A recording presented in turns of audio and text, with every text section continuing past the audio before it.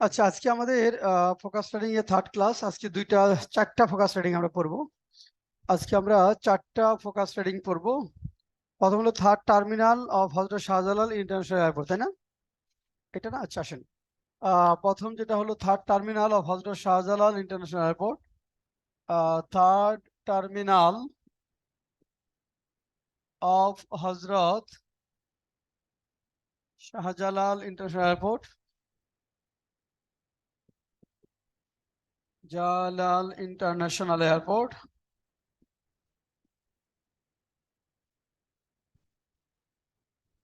Third terminal of Hazrat Shahjalal international airport. এটা তার মানে আগে আরো দুইটা টার্মিনাল আছে, ফার্স্ট এবং সেকেন্ড। নতুন করে হচ্ছে third terminal of Hazrat Shahjalal international airport. Kanak সরকার আমাকে বলেন তো যে এই থার্ড টার্মিনালের বিশেষত্ব কি? এই থার্ড টার্মিনালটা কেন ডিফারেন্ট হবে? থার্ড টার্মিনাল সম্পর্কে আমি অ্যাকচুয়ালি জানি না সঠিক। থার্ড কিছুই ধারণা নাই আপনার? একদমই কিছুই ধারণা নাই? না স্যার, আমার জানা নাই। জানা নাই। আচ্ছা, সাগর কর্মকার, থার্ড টার্মিনাল সম্পর্কে কি ধারণা আছে আপনার? বলেন।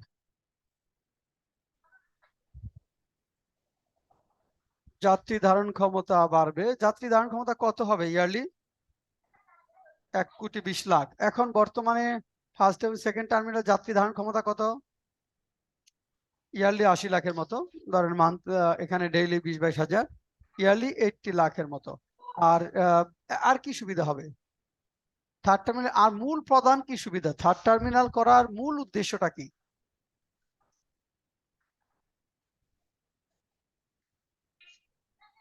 রাডার সিস্টেম, বিমান না, মূল সমস্যা বলেন।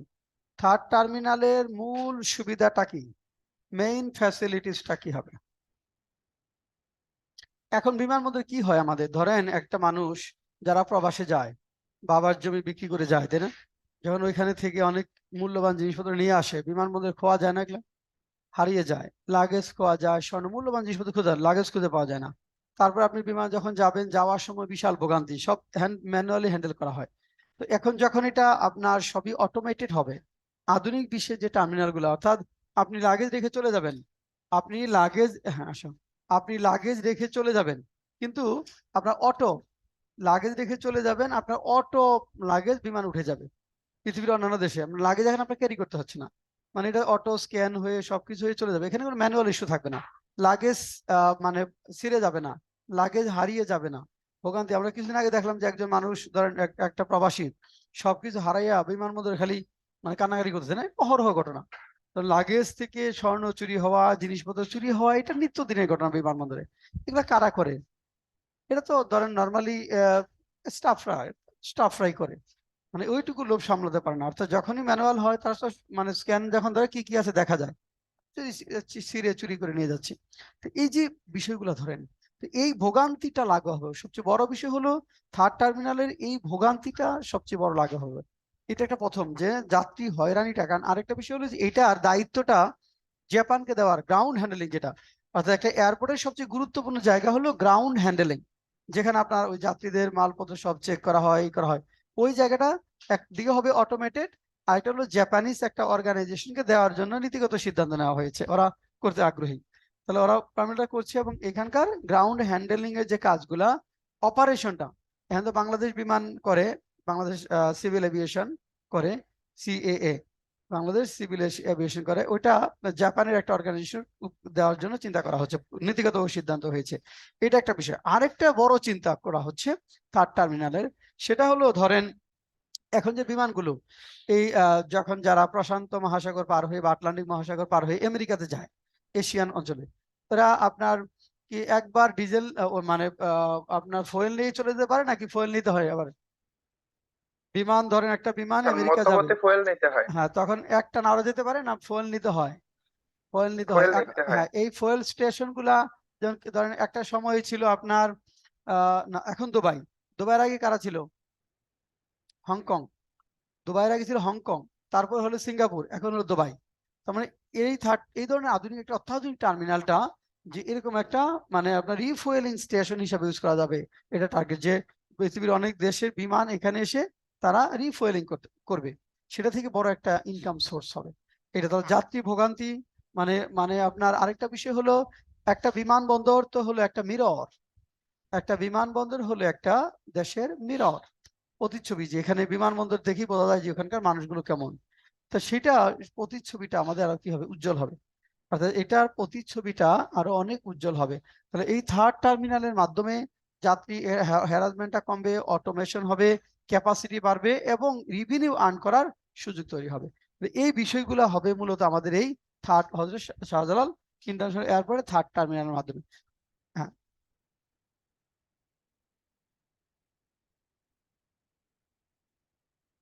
আচ্ছা। এখন আসলে এটা কিভাবে হয়, ধরেন যে চুরি যাওয়ার যে বিষয়টা, এখন যেমন আপনার সবকিছু তো ম্যানুয়ালি হয়, লাগেজ গুলো ম্যানুয়ালি আপনার চেক করে। মানে লাগেজ যখন যখন চেক হয়, এখন ম্যানুয়ালি স্ক্যানার দিয়ে ম্যানুয়ালি করে, মানে একজন ব্যক্তি থাকে সাথে, সে স্ক্যান করে করে পাঠায়। আর তখন তো এটা কোনো ব্যক্তি থাকবে না, এটা অটো মেশিনে যাবে। মানে এটা হলো মেশিনে অটোমেটেড যাবে। এখন যেমন আপনি উন্নত দেশের এয়ারপোর্টে যখন যাবেন, আপনি যখন নামলেন এয়ারপোর্টে বা গেলেন, তখন কিন্তু আপনার সাথে লাগেজ থাকবে না। লাগেজ পরের দিন বা 2 ঘন্টা পরে বা 6 ঘন্টা পরে অটো আপনার কাছে যাবে। মানে আপনি কিন্তু লাগেজ নিয়ে বের হবেন না। একইভাবে বিমানে ঢোকার পরে আপনার কাছ থেকে লাগেজটা থাকবে না, বিমানে আপনি লাগেজ নিয়ে উঠবেন না, এটা লাগেজ অটো হবে। এই যে বিষয়টা, আর ওইখানে যে চেকিং এর যে বিষয়টা, এটা আপনার মেশিনে চেক হবে। হ্যাঁ, হ্যাঁ, হ্যাঁ, এআই ইউজ করলে মেশিনে চেক হবে। এটা এখানে ব্যক্তি থাকবে না, এক। আর একটা হলো যে এখানে যে জাপানিরা গ্রাউন্ড হ্যান্ডলিং ব্যক্তি, যদি সে জাপানিজ পার্সন হয়, তাহলে চুরি চামারি থাকবে না। প্রথম কথা যেটা, প্রথম কথা হলো যে এখানে চুরি চামারি থাকবে না। চুরি চামারি করছে কারা, ধরেন ওই কিছু, ধরেন তৃতীয় চতুর্থ শ্রেণী, মানে ওরা তৃতীয় শ্রেণী, এখানে সবাই ইনভলভ। মানে একটা গ্যাং এর মতো কাজ করে, সিন্ডিকেটের মতো কাজ করে। টপ টু বটমই আসলে এখানে ইনভলভ, আমরা বলতে পারি। তা না হলে শুধু ধরেন যে তৃতীয় চতুর্থ শ্রেণীর দায় চাপাইয়া, আর ধরেন যারা অফিসার তারা কিছু করতে পারছে না বা তারা কিছু জানে না, বিষয়গুলো তো এরকম না। এরকম সবাই জানে, ওপেন সেক্রেট, যেগুলো হচ্ছে হবে, এরকম হয়। মানে কিন্তু যখন আপনার সিস্টেমটা এরকম হবে, ডেভেলপ কোনো কান্ট্রিতে লাগেজ চুরি যাওয়ার ঘটনা দেখছেন? লাগেজ আপনার চুরি ছিদ্র হওয়ার ঘটনা দেখছেন? বরং আপনি লাগেজ যদি ফেলে দিয়ে আসেন, ওখানে ঠিকানা লেখা থাকলে আপনার বাসায় পৌঁছে দিবে। যে খালি লাগেজ, অনেক বাংলাদেশিরা তো একটি আগে এরকম হতো যে এয়ারপোর্টে লাগেজ, এয়ারপোর্ট থেকে বের হইয়া তারপর সে কি করতো, রাস্তায় ফেলে দিয়ে আসতো। মানে লাগেজটা রাস্তায় অনেক বোঝা হইলে পারে, সে ওটা ফেলে দিয়ে বাসায় চলে যেত। লাগেজের উপর নাম লেখা থাকতো, অমুক অ্যাড্রেস লেখা থাকতো। তখন পুলিশ তাকে নিয়ে ওই এটা নিয়ে বাসায় দিয়ে আসতো। পুলিশ গিয়ে দিয়ে এসে বলতো, সরি, আপনি বোধহয় এটা মানে ড্রপ করে আসেন। তো এখন এটা পরে পুলিশ বুঝে গেছে, এটা তো আসলে ইচ্ছা করে যাচ্ছে। ঠিক আছে, মানে এই যে বিষয়গুলো এরকম যদি বারবার তুমি জানো করবা, বেশি সংখ্যক ওজন হবে, সে বুঝবে না যে ইচ্ছাকৃত কোনটা ইচ্ছাকৃত আর কোনটা ইচ্ছাকৃত না। তখন যে বারবার বাঙালির এই ধরনের ঘটনা বারবার ঘটাচ্ছে, তখন বোঝাই যাচ্ছে এটা ইচ্ছাকৃত। মানে এই যে বিষয়গুলো ধরো, এখন ধরেন একটা আফ্রিকান পার্সন, আফ্রিকান পিপুল যেখানে যাক, ওদের আচরণ থাকে খুব উদ্ধত, খুব অ্যারোগ্যান্ট। কারণ ওদের নেচারটা এরকম, ওরা অভাব অনটনে বড় হয়েছে, খেতে পারছে না, অভাব মানে বিরূপ পরিবেশ ইত্যাদি ইত্যাদি কারণে ওদের নেচারটা এরকম। যে সেদিন একজন আমার কাছে, এক সিনিয়র সিটিজেন পড়ে, স্পোকেন ইংলিশ, হজ করতে গিয়েছিলাম, তখন দেখছি ওরা অন্যরকম, ডিফারেন্ট, মানে খুব অ্যারোগ্যান্ট, খুবই ভায়োলেন্ট। মানে ওদের থেকে দূরে থাকতে হয়। মানে ইভেন হজ করতে গিয়ে ওরা চুরি চামারি মানে করে কেউ কেউ। তার মানে এই যে বিষয়টা, এটা হলো মেন্টালিটির একটা সমস্যা। তো এখন এই যে গ্রাউন্ড হ্যান্ডলিং, যেটা তুমি ধরো নর্মালি, যেটা হলো লোভ তো আহ খুব কঠিন জিনিস, তাই না? লোভ সামলানো কঠিন। এটা ধরো তোমার 50% মানুষ পাওয়া যাবে না, কিন্তু তুমি 30% মানুষ পাবা যে লোভ সামলাতে পারে। 30% মানুষ পেতে পারো যারা লোভ সামলাতে পারে। 70% মানুষই তোমার লোভ সামলাতে পারে না। সেটা ছোট জিনিস, 2 টাকা জিনিস থেকে শুরু করে কোটি টাকার জিনিস যাই হোক না কেন।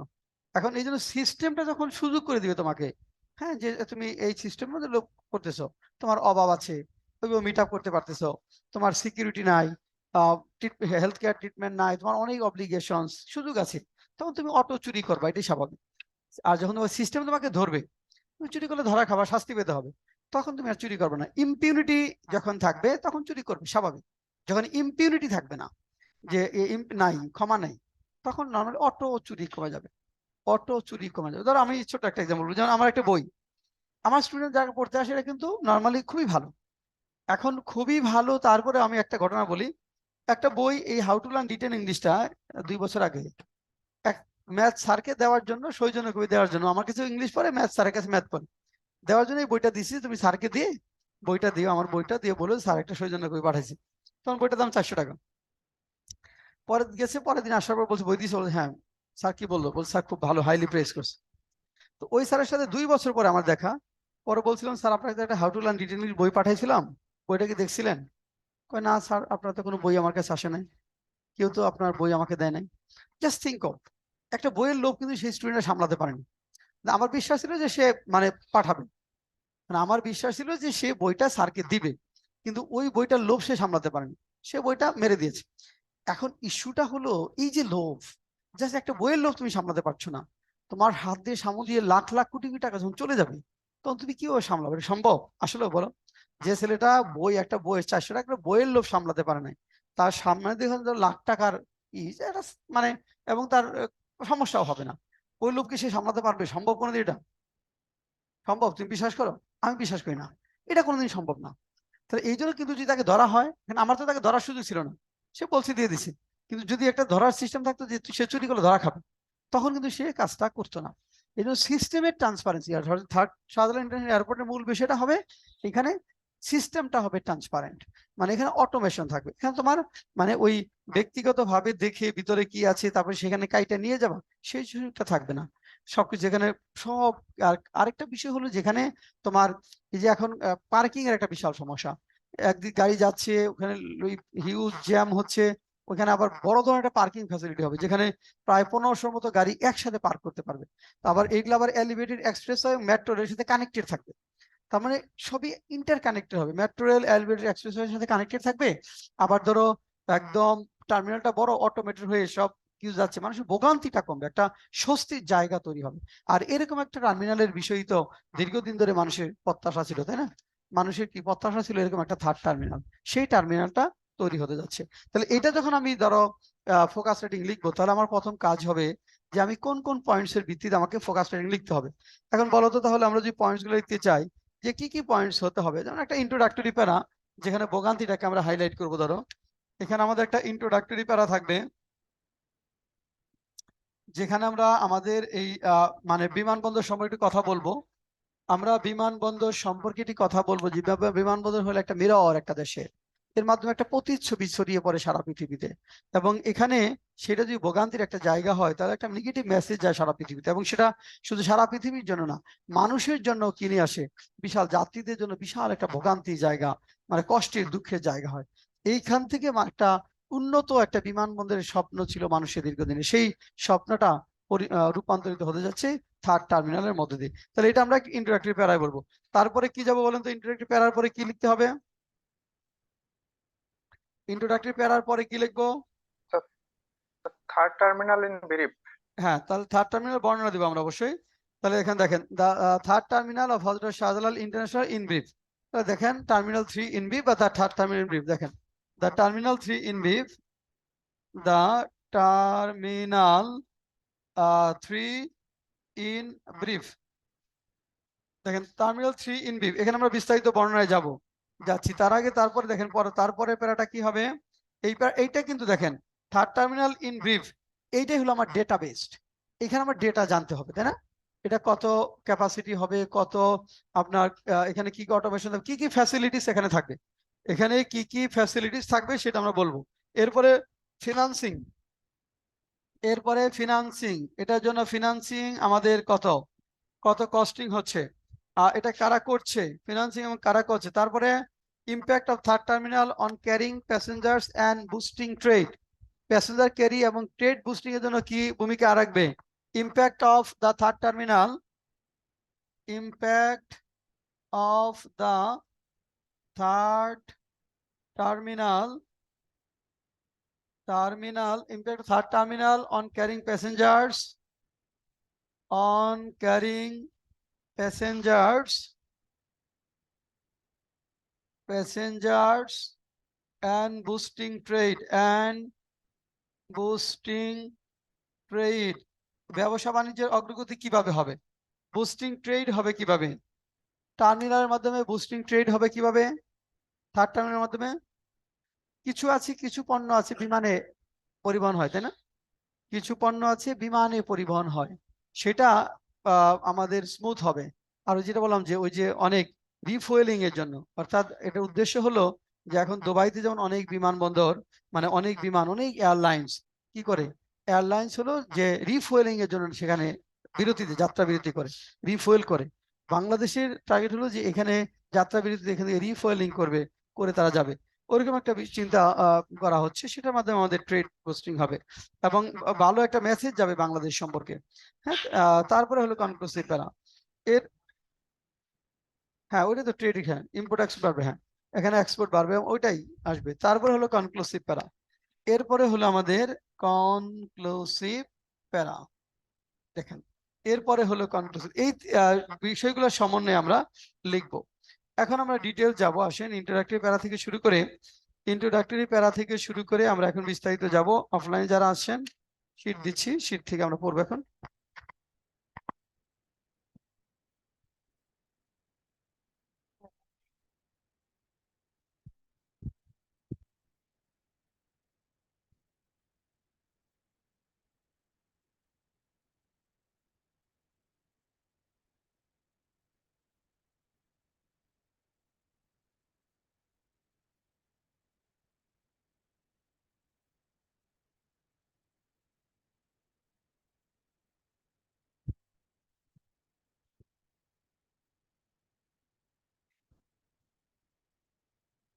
আমরা পরিচালন দেখি, এখানে আমরা যেটা লিখেছি,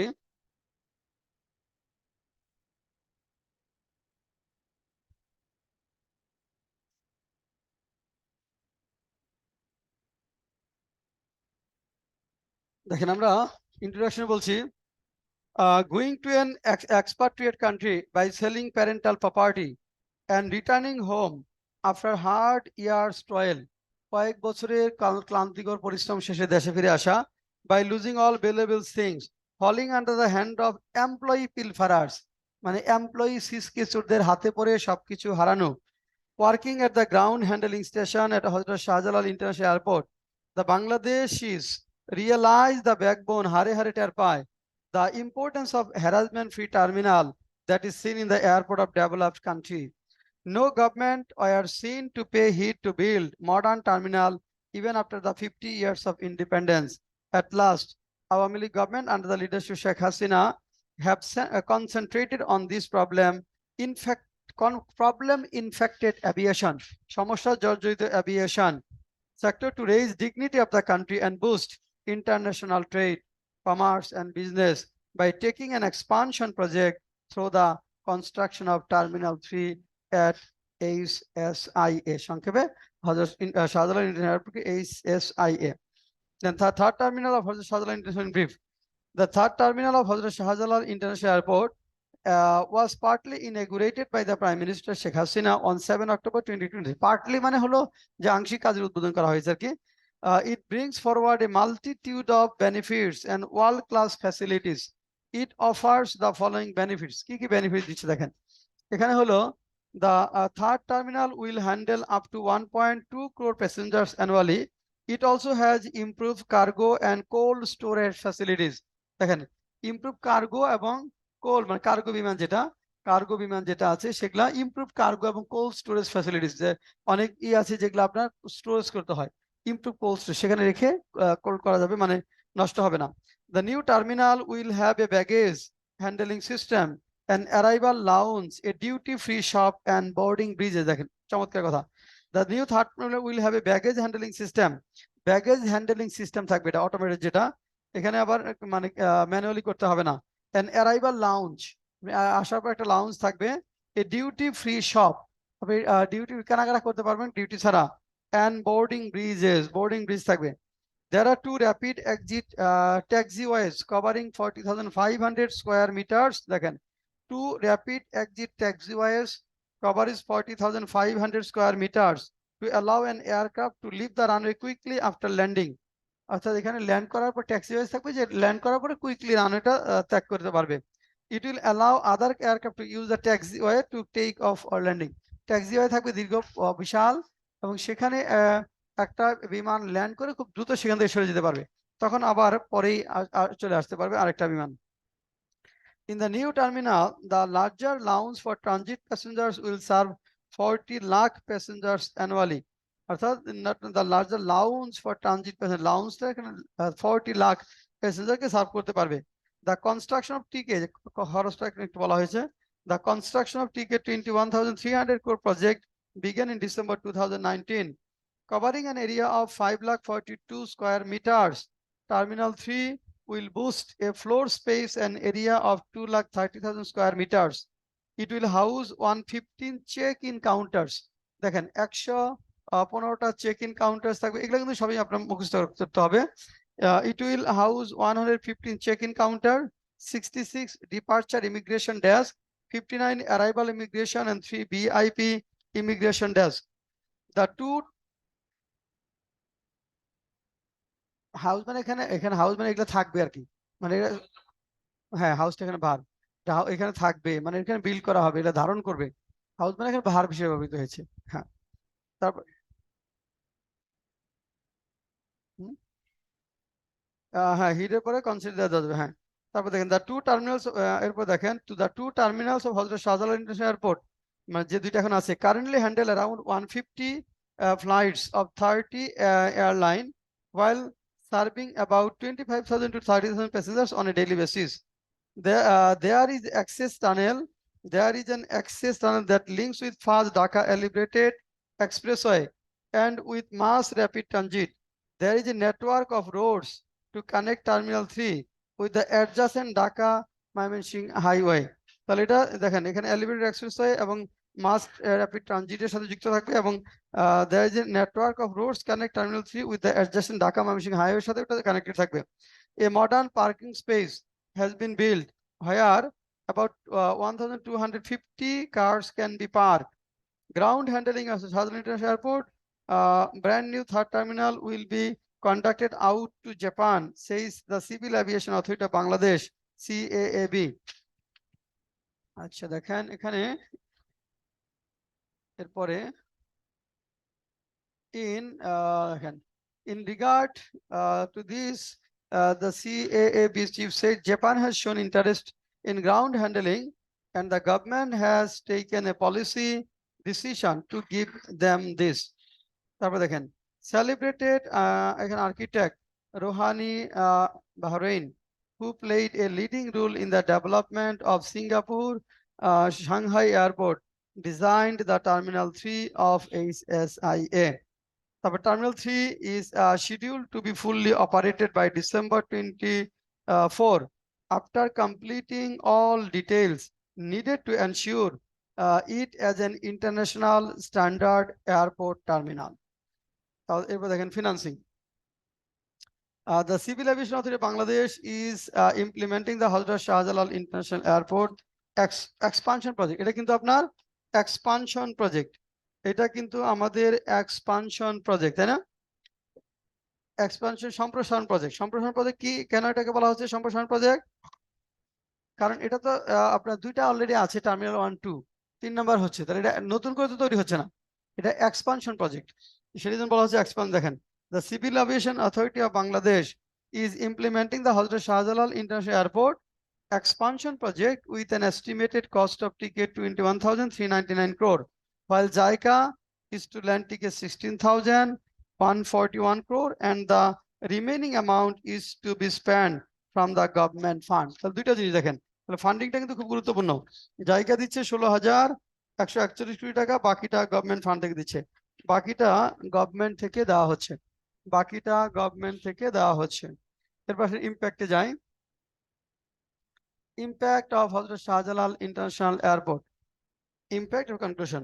দেখেন এখানে আমরা যেটা বলেছি, Sheikh Hasina the prime minister Bangladesh inaugurated soft opening, মানে এটা হলো পুরোপুরি উদ্বোধন হয় নাই, মানে একটু ওপেন করেছে, of Terminal 3 of Hazrat Shahjalal International Airport on October 7, aiming to make Bangladesh an aviation hub, মানে বিমানের কেন্দ্রবিন্দু, with the slogan connecting dreams to reality, while partially inaugurated the terminal and unveiling the plaque at Sheikh Hasina function, she said, "I believe Bangladesh will be the international aviation hub as it is in between air routes of the east and the west."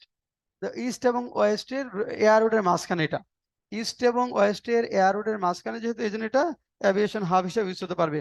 The global airlines will land either at Hazrat Shahjalal international airport or Cox's Bazar international airport. এটা কি হবে? Cox's Bazar international airport অথবা Hazrat Shahjalal international এয়ারপোর্টে global এয়ারলাইনগুলো land করবে for refueling এর জন্য। The premier said once Hong Kong was the international aviation hub and Singapore later replaced Hong Kong, পরে সিঙ্গাপুর সে জায়গাটা দখল করে নেয়। Now Dubai has become the new aviation hub. Hasina said that the third terminal with modern facilities will help expand international air connectivity. এখন আসেন conclusion. In conclusion, it can be said that an airport is like a mirror of a nation, as the image it reflects says a lot about the country to the citizens of the world. The construction of third terminal will surely give us a facelift, মানে এটা একটা আয়না দিবে, দিবে, that will badly need to hold dignity and to prove our capability in the world stage. The aesthetic beauty of the terminal building, নান্দনিক যে সৌন্দর্য terminal building এর, available of all modern facilities with automated services, ultra modern connecting roads and recruitment of a foreign company in ground handling prove this the thirst for change from side of the policymakers of the country. Now we can say we can say with firmness that now we can say with firmness that the millions of passengers and other service seekers not only get relief from accumulated irregularities, পুঞ্জীবিত যে irregularities, but also enjoy world-class service as soon as Terminal 3 starts operation in full swing by the end of 2024. আচ্ছা, এখন শীটটা বন্ধ করেন, এখন শীটটা বন্ধ রাখেন। হ্যাঁ আছে, ভিতরে আছে, দেখেন ডিজাইনার শেষের দিকে লিখছি, ডিজাইনার লিখছি তো ভিতরে বলছি, ওই যে রুহানি বাহরাইন, হ্যাঁ, সেলিব্রেটেড আর্কিটেক্ট রুহানি বাহরাইন। এখন দেখেন এইটুকু পড়ার পরে এখন দেখেন এখান থেকে নর্মালি এই যে থার্ড টার্মিনাল, এটা যদি আপনি অত ডেটা জানা নাও থাকে, যদি এটা কি জিনিস, মূল কি কাজ করবে, তাও কিন্তু আপনি লিখতে পারবেন, তাই না? এটা মূল কাজ কি, এটা মানে ইরেগুলারিটিস গুলো কমাবে, ভোগান্তিস গুলো কমাবে, অ্যাভিয়েশন হাব হিসাবে ইউজ করতে হবে, রিফুয়েলিং এর জন্য বিমানগুলো দেশে বাইরে থেকে এটা ইউজ করবে, মানুষের আমাদের এটা একটা মেসেজ দিবে যে ইয়াস একটা মিররের মতো কাজ, যে চমৎকার একটি এয়ারপোর্ট আমাদের রয়েছে, এটা পজিটিভ ব্যবসা বাণিজ্য বাড়াবে।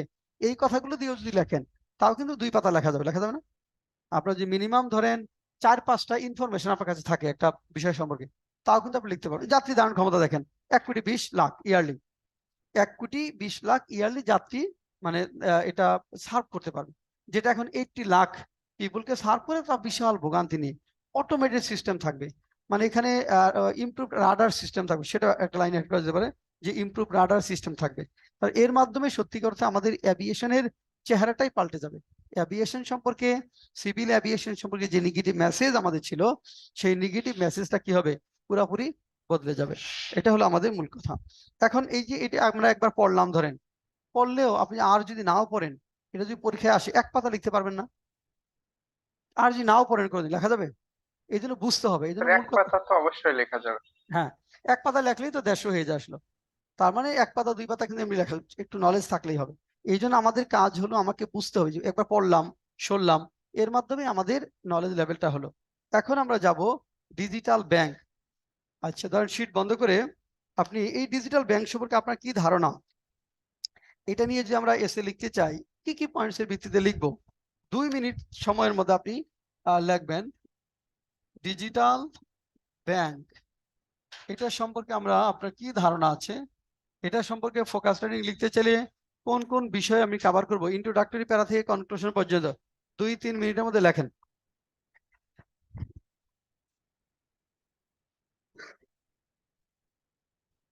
স্যার শুধু পয়েন্ট গুলো লিখবো নাকি টোটাল একটা এসএই লিখবো?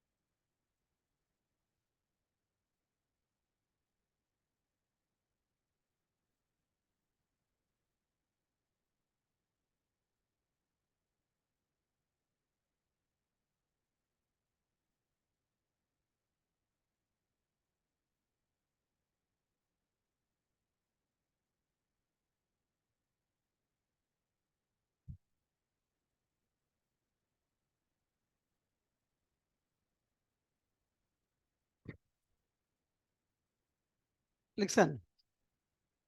আচ্ছা, প্রথমে কনক সরকার কাছে যাই। কনক সরকার কি লিখছে একটু দেখি। কনক সরকার, ডিজিটাল ব্যাংক ব্যাংক সম্পর্কে আপনি কি লিখলেন বলেন। আচ্ছা, এটা কি বলেন তো, ডিজিটাল ব্যাংকটা কি কনক সরকার? ডিজিটাল ব্যাংক এমন একটা সিস্টেম হুম। যেখানে সবকিছু একটু ডিজিটাল ওয়েতে, মানে একটু অনলাইন বেসড, সহজে ট্রানজেকশন করা যাবে, সহজে পেমেন্ট করা যাবে। আহ, তারপরে যারা কাস্টমার, এদের ভোগান্তি কমবে, মানে টাকা উইথড্র করার ক্ষেত্রে অথবা যে কোনো পেমেন্টের ক্ষেত্রে। এখন কি সেগুলা নাই? মানে এখন তো আমি যে মোবাইলের মাধ্যমে যে টাকা উঠাই, তারপরে ধরেন ব্যাংকগুলোর যে অনলাইন ব্রাঞ্চ রয়েছে, মানে অনলাইন অ্যাক্টিভিটিস, সেগুলোর সাথে এটার মূল পার্থক্যটা কি? এই যে এখন ধরেন বিকাশ, নগদ, তাই না, উপায়, এই যে বিভিন্ন মাধ্যমে যে মানুষ টাকা উঠায় লেনদেন করে, এটার সাথে ডিজিটাল ব্যাংকের মূল কি পার্থক্য? নাকি এগুলাই, এই যে বিকাশ, না নগদ, উপায় যে কাজগুলা করে এগুলাই, না এর সাথে কিছু পার্থক্য আছে না নাকি স্যার, ডিফারেন্ট? এগুলা না? এগুলো থেকে একটু বেটার বেটার হবে। এই একই একই টাইপের, এটাও তো স্যার এক ধরনের ডিজিটাল ব্যাংকিং। হ্যাঁ, digital bank, digital bank, digital banking হলো আপনি ব্যাংকে থেকে টাকা অনলাইনে নিচ্ছেন, সেটাই ডিজিটাল ব্যাংকিং। এটা হলো ডিজিটাল ব্যাংক। হ্যাঁ, এখানে কোনো মানে ট্র্যাডিশনাল ওয়ে থাকবে, তাহলে ওখানে বিকাশের সাথে এটার কি পার্থক্য আমাকে একটু বুঝান তো। নাকি বিকাশের আপডেট ভার্সন, নগদের আপডেট ভার্সন কি আমরা এটা বলবো? সাগর, আমাকে জাস্ট একটা প্রশ্ন তো দেন, এটা নগদের সাথে বা বিকাশের সাথে ডিজিটাল ব্যাংকের কি পার্থক্য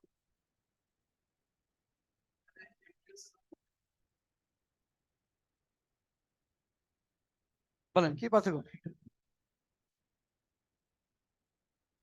ডিজিটাল ব্যাংকে আপনি বিকাশে ইন্টারনেট পেমেন্ট করতে পারবেন না, নগদে করা যায় না? অবশ্যই করা যায়, অবশ্যই করা যায়, অবশ্যই করা যায়। হ্যাঁ। স্যার, এখানে কি কোনো লোন ফ্যাসিলিটিস বা এই ধরনের জিনিস থাকবে? আচ্ছা, হ্যাঁ, তার মানে দেখেন আপনি যেটা লিখতেছেন, আমি বারবার বলি যে ফোকাসিং যেটা লিখবেন আপনি সেটা বোঝেন কিনা। আসলে একটা লাইন হলেও আপনি বোঝেন এটা এই জিনিস, তাহলে আপনি লিখতে পারবেন। ডিজিটাল ব্যাংকিং এটা হলো ধরেন এই যে এখানে মোবাইল ফিনান্সিং যেটা আমরা বলি MFS, মোবাইল ফিনান্সিয়াল সার্ভিসেস, যেটা মানে অ্যাপস এর মাধ্যমে আমরা যেটা ইউজ করছি, নগদ, বিকাশ, উপায়, এটারই হলো আপডেট ভার্সন হলো ডিজিটাল ব্যাংক। তাহলে MFS এর আপডেট ভার্সন হলো ডিজিটাল ব্যাংক, এইটাই। শুধু আপডেট ভার্সন, সেই আপডেট ভার্সনটা কি? যেমন আপনি বিকাশে একদিনে কত টাকা উঠাইতে পারবেন এখন? 25,000 টাকার একটা সিলিং আছে, তাই না? যে বিকাশে আপনি 25,000 টাকার সিলিং বা লিমিট আছে, যে দিনে এর বেশি লেনদেন করতে পারবেন না।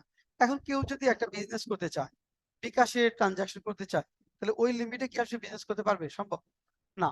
সেটা যদি 1 লাখ হয় তাও না। তার মানে এটা বিজনেসের জন্য যখন এটা ইউজ হচ্ছে, তাহলে এটা আমাকে সিলিংটা উঠিয়ে দিতে হবে। সেটার জন্য তাহলে আপডেট ভার্সন হলে আরো অনেক টাকা উঠানো যাবে, আরো কিছু কাজ করা যাবে, সেটাই ডিজিটাল ব্যাংক। এটার মাধ্যমে কি করতে পারবেন? হ্যাঁ, এখানে আরো কিছু সুবিধা, যেমন আপনি অ্যাকাউন্ট ওপেন করতে পারবেন, এখন যেটা অ্যাপসেও করতে পারেন। কিছু লোন লোন নিতে পারবেন, এরা কিন্তু অ্যাকাউন্ট ওপেন করতে পারবে ডিজিটাল ব্যাংকটা।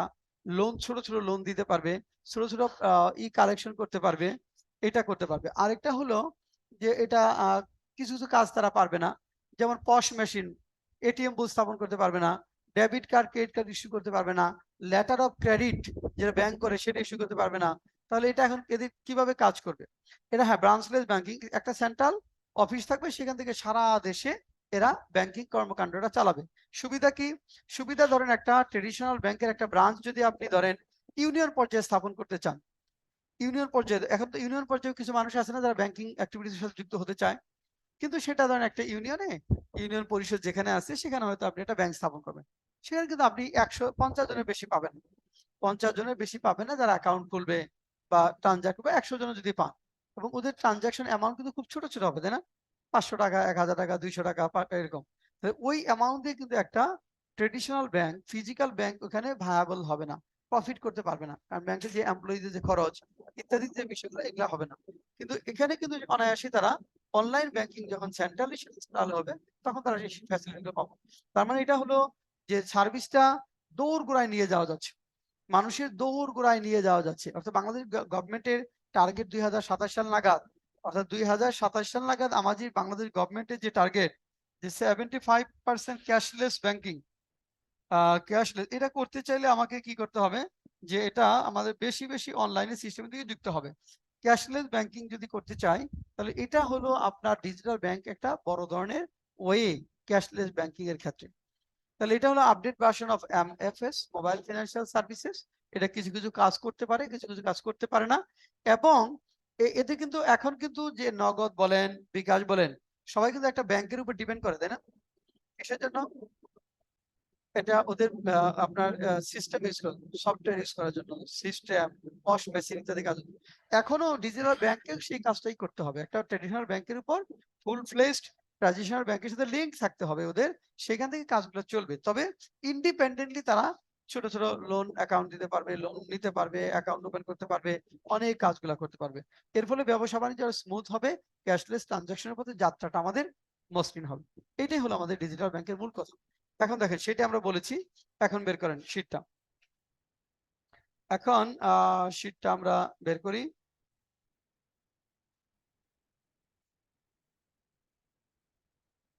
ডিজিটাল ব্যাংক একটা ভালো মানের ইন্ট্রোডাকশন লাগবে।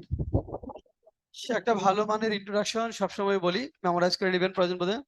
দেখেন, ইন দ্য এরা of fourth industrial revolution there has been a significant change in financial sector of each and every country of the world. The countries are now moving towards forming a cashless society and bringing greater number of people under the coverage of financial inclusion.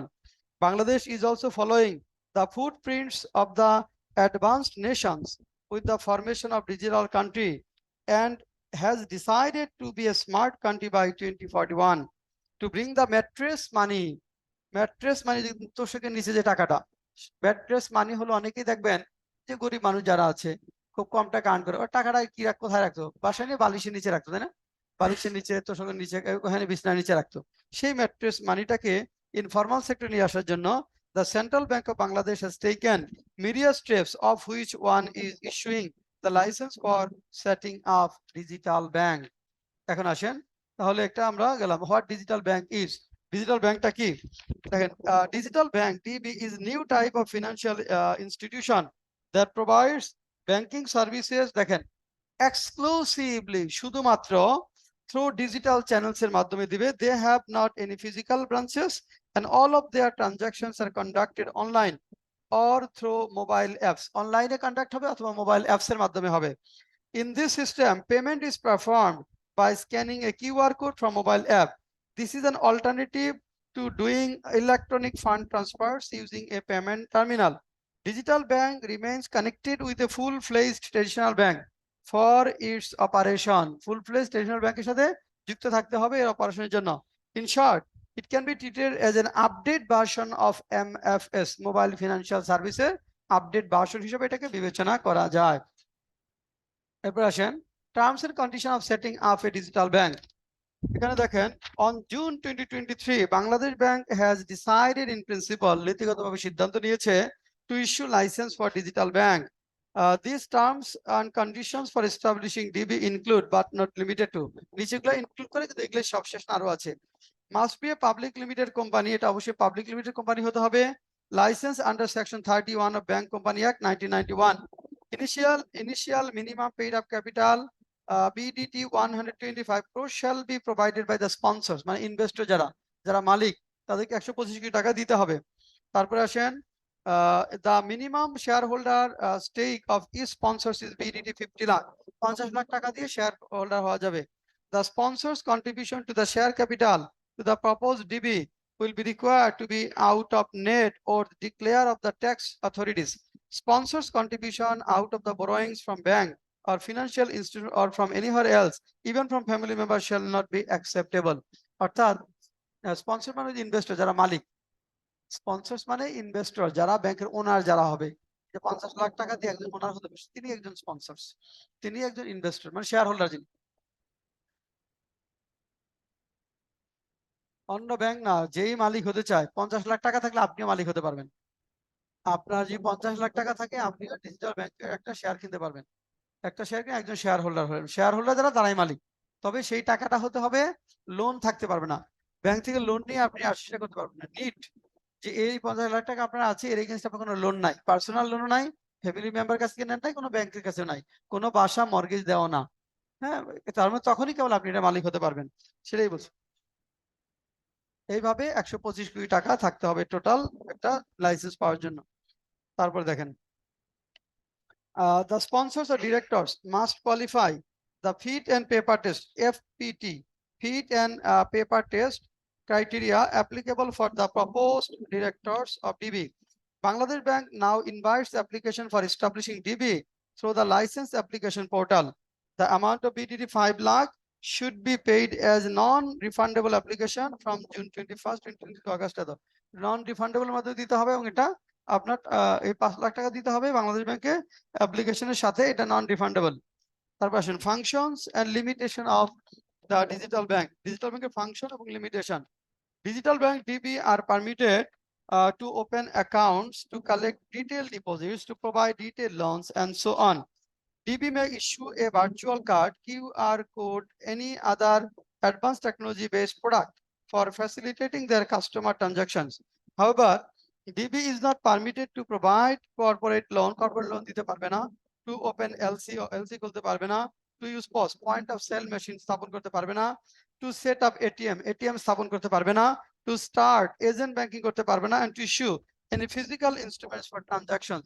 Physical instrument দিতে পারবে না, মানে debit card, credit card এগুলা issue করতে পারবে না। এবার হ্যাঁ, কর্পোরেট লোন ব্যবসা প্রতিষ্ঠানকে যে লোনটা, কর্পোরেট ধরেন আপনি একটা ব্যাংক একটা কোম্পানিকে লোন দিচ্ছেন, ফার্মাসিউটিক্যালস ভ্যাকসিনকে লোন দিতে পারবেন না, ফার্মাসিউটিক্যালসকে লোন দিতে পারবেন না। কর্পোরেট হলো প্রাতিষ্ঠানিক লোন, ওটা প্রাতিষ্ঠানিক, ওটা কর্পোরেট লোন না। ধরেন আপনি মোবাইল থেকে 50 টাকা ধার নিলেন, 100 টাকা ধার নিলেন, এই কর্পোরেট লোন 20,000 ম্যাক্সিমাম, তার তো বেশি না। কর্পোরেট লোন কত হয়? মিনিমাম হবে ধরেন 1,000 কোটি টাকা। কর্পোরেট লোন হবে তো মিনিমাম 1,000, আরো আরো বেশি হতে পারে। মানে নর্মালি কর্পোরেট লোন 1,000 কোটি টাকা, ধরেন 5,000 কোটি টাকা, 1,000 এরকম বিশাল ফিগার, ওইটা দিতে পারবে না। আচ্ছা, তারপর দেখেন benefits from digital bank. Benefit গুলো কি কি? Bringing mattress money to formal sectors. Mattress money ল্যাব চষকের নিচের মানিগুলা ফর্মাল সেক্টরে নিয়ে আসবে। Reducing branch launching cost and employee cost. Branch launching cost এবং এমপ্লয়ি কস্টটা কমাবে। Stopping informal loan with high rates. খুব গুরুত্বপূর্ণ কথা। এই শামিম, এটা কি বোঝেন বলেন তো? Stopping informal loans with high rates, এটা মানে কি? লোনস উইথ হাই রেটস এটা মানে কি বলেন?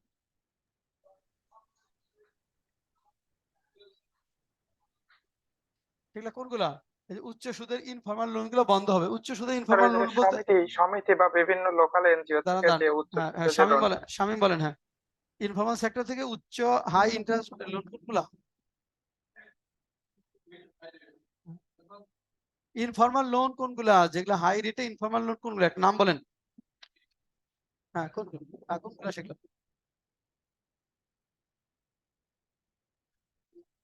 হ্যাঁ, ব্যক্তি লোন মানে এনজিওর কাছ থেকে নেয় না লোন। সমিতি, এলাকার সমিতি আছে, এনজিও মহাজনদের কাছ থেকে যেটা নিচ্ছেন, এনজিওর কাছ থেকে যে লোন নেন সেটা কিন্তু আপনার অ্যামাউন্ট কত বিশাল, প্রায় 25-30% খরচ হয়ে যায়। মানে 25-30 না, এনজিওর কাছ থেকে লোন, হ্যাঁ ওটা প্রায় 30% মতো হয়।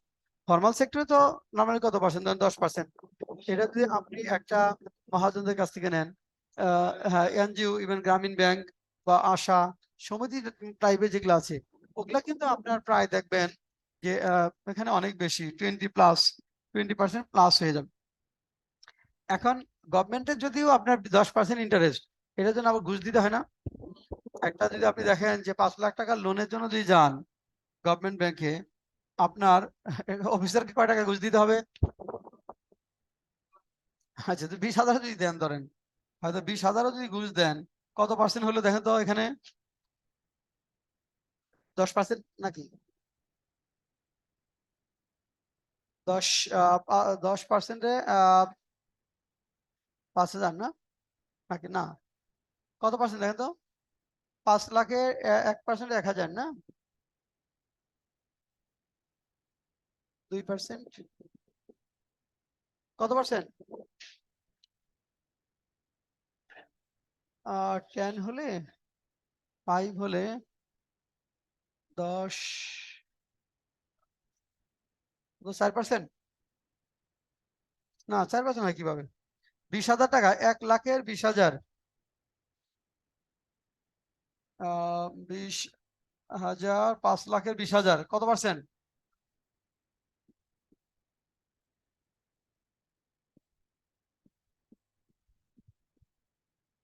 হ্যাঁ, 4%। তাহলে 4%, তাই না? এখানে হলো আমাদের 4%। তাহলে কিন্তু দেখেন যদি 20,000 টাকায় পান তাহলে 4% এখানে চলে গেল। আর 10,000, 10 যদি হয় ইয়ে, তাহলে আপনার কি 14 গুণ এমনি কিন্তু 5, তার মানে আরো বেশি হয় অনেক সময়, তাই না? অনেক সময় আরো বেশি হয়, অনেক সময় আরো বেশি। এটা একটা আমরা সামান্য অ্যামাউন্ট বললাম, যে অনেক সময় 10% দেওয়া লাগে খালি ঘুষ, তাহলে এমনি তো সেটা 20% হয়ে যাচ্ছে। তারপরে ঘুরতে হবে কতদিন, তার তো কোনো ইয়ত্তা নাই। কতদিন তো আপনাকে ঘুরতে হবে তার কোনো সীমা পরিসীমা নাই। থার্ড পার্টি থাকবে না, বুঝলি? হ্যাঁ, আর যখন আপনি এই ডিজিটাল ব্যাংকের মাধ্যমে লোন নেবেন তখন এইটা লাগবে, তো আপনি অটো নেবেন।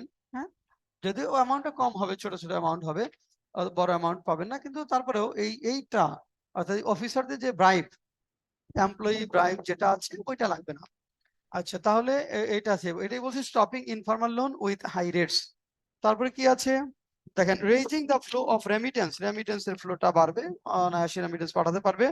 Accelerating the scope for cashless banking, cashless ব্যাংকিংটাকে ত্বরান্বিত করবে। এখন আসেন, হু আর দ্য অ্যাপ্লিক্যান্টস, এটার জন্য কে কে অ্যাপ্লিক্যান্টস, কে কে অ্যাপ্লাই করেছে এ পর্যন্ত।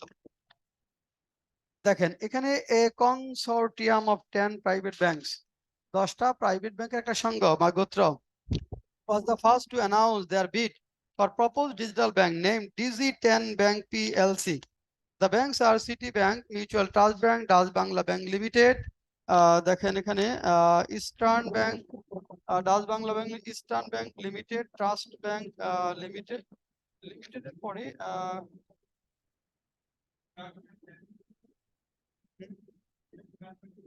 হ্যাঁ, হ্যাঁ, হ্যাঁ, তারপর দেখেন Trust Bank, Mercantile Bank, the National Credit Commercial Bank, Commerce Bank, National Credit and Commerce Bank, Prime Bank and Midland Bank. They are set to invest around TK 1.28 billion in the proposed bank.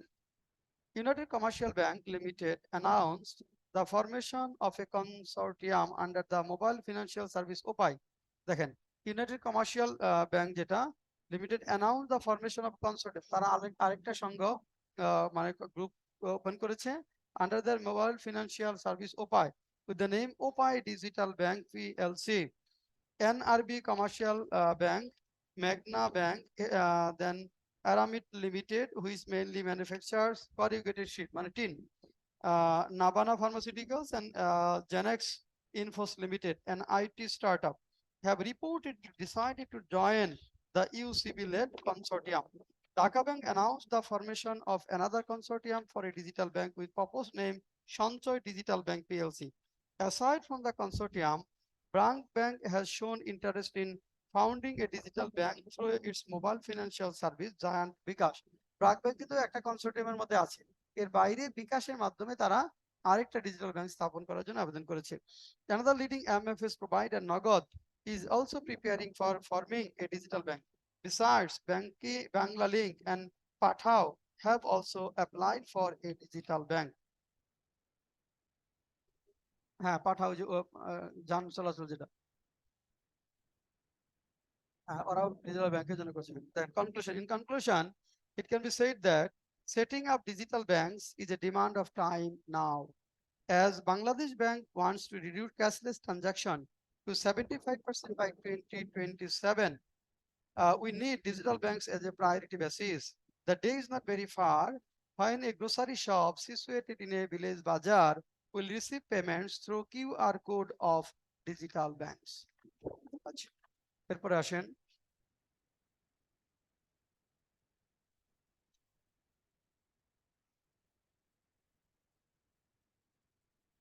Update version পার্থক্য আছে। যেমন এখানে আপনার update version বলেছি যে অ্যামাউন্টটা বেশি করতে পারবেন, আপনি লোন দিতে পারবেন, অ্যাকাউন্ট ওপেন করতে পারবেন। এখন তো অ্যাকাউন্ট কালেক্ট করতে পারেন, বিকাশ কি আপনার কাছে অ্যাকাউন্ট কালেক্ট করতে পারে, ডিপোজিট জমা নিতে পারে না? তো ওটা ওই ব্যাংকটা ডিপোজিট জমা নিতে পারবে, অ্যাকাউন্টস ওপেন করতে পারবে, ডিপোজিট জমা দিতে, লোন দিতে পারবে, ছোট পরিসরে সবই অনলাইনে হবে। হ্যাঁ, কিন্তু বড় বড় কর্পোরেট লোন দিতে পারবে না, এলসি ওপেন করতে পারবে না, পশ মেশিন, ডেবিট, ডিজিটাল কার্ড দিতে পারবে না। ছোট ছোট কর্মকাণ্ড সব করতে পারবো। অ্যাপস, এটা অ্যাপস এর মাধ্যমে করবে অথবা অনলাইনে হবে, তো বললামই তো যে হয় অ্যাপস এর মাধ্যমে অথবা অনলাইনে, দুইটা যে কোনো একটা পদ্ধতিতে হবে এবং কোনো ব্রাঞ্চ থাকবে না। আচ্ছা, এরপরে হলো স্মার্ট বাংলাদেশ, দেখেন এরপরে আসেন স্মার্ট। হ্যাঁ,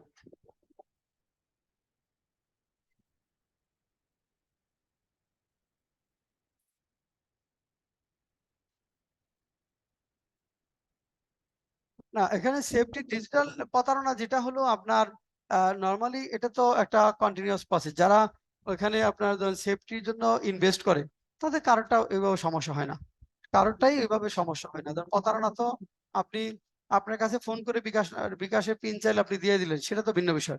তাছাড়া নর্মালি বিকাশ, নগদ নগদ একটু কিন্তু প্রতারণার কথা শোনা যায় না, যে নগদ বিকাশের পিন চুরি করে বিশাল অ্যামাউন্ট নিয়ে নিয়েছে, এরকম না। বরং ব্যাংকেরই debit card, credit card PIN জালিয়াতি করে ঘটনা ঘটেছে, এরকম দেখা গেছে। হ্যাঁ, এরকম কিছু ঘটনা, ওগুলোর ক্ষেত্রে আপনার সিকিউরিটির জন্য ইনভেস্টমেন্ট করতে হবে। অর্থাৎ ডিজিটাল ব্যাংকের ক্ষেত্রে যেটা হলো চ্যালেঞ্জ, যেটা হলো এখানে চ্যালেঞ্জ আপনি রাখতে চান, যে এখানে সিকিউরিটিটা একটা ওইভাবে মেজর চ্যালেঞ্জ না, প্রত্যেকটা ব্যাংকেরই চ্যালেঞ্জ থাকে, ওই ক্ষেত্রে ইনভেস্ট করতে হবে কন্টিনিউয়াস বেসিসে।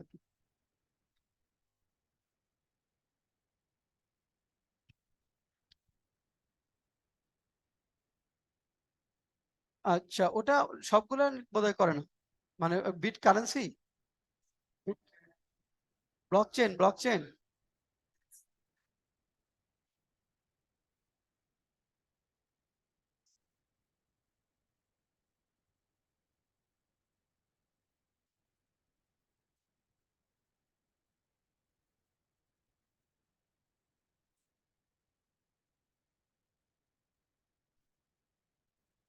আপনার প্রশ্ন কি সেটা বলেন, আপনার প্রশ্ন বলেন।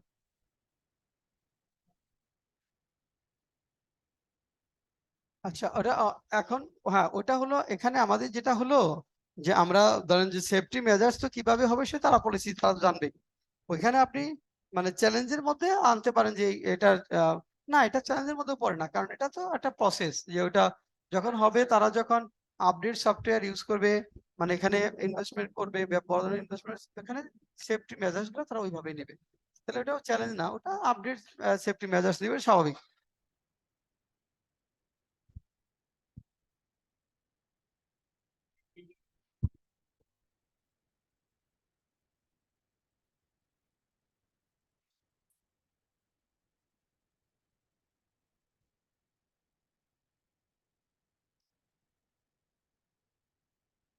না, মেজর সিকিউরিটি ইস্যু থাকবে না। কারণ হলো ধরেন এই যে নগদের মাধ্যমে যে ট্রানজাকশন হচ্ছে, এখানে কি সিকিউরিটি ইস্যু হয়েছে? বিকাশের মাধ্যমে যে ট্রানজাকশন, সিকিউরিটি ইস্যু হয়েছে?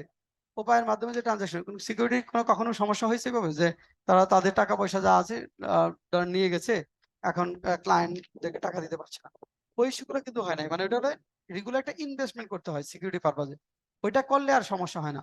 ওটা ইনভেস্টমেন্ট পারপাজে, অর্থাৎ সিকিউরিটি এনশিওর করার জন্য রেগুলার একটা ইনভেস্টমেন্ট করতে হয়, এটা অনেকেই করে না। যারা ওই কাজটা করে না তারাই থ্রেটের মধ্যে পড়ে, আর যারা করে তাদের সমস্যা হয় না, যারা করে তাদের সমস্যা হয় না। এখন আসেন স্মার্ট বাংলাদেশ, ধরেন এই ফোকাস রাইটিংটা যদি আমার পরীক্ষায় আসে, স্মার্ট বাংলাদেশ বাই 2041, তাই না? এটা যদি আমার ফোকাস রাইটিং হয়, আবারও যাই আমরা, স্মার্ট বাংলাদেশ, এই বাংলাদেশটা যদি করতে চাই ফোকাস রাইটিং, কোন কোন পয়েন্টস এর ভিত্তিতে আমার লিখতে হবে? স্মার্ট বাংলাদেশ করতে চাইলে কোন কোন পয়েন্টস এর ভিত্তিতে ফোকাস রাইটিং লিখতে হবে, পয়েন্টস গুলো লেখেন, 5 মিনিটে পয়েন্টস গুলো লেখেন, যে কোন কোন পয়েন্টস এর ভিত্তিতে আমি স্মার্ট বাংলাদেশ লিখবো।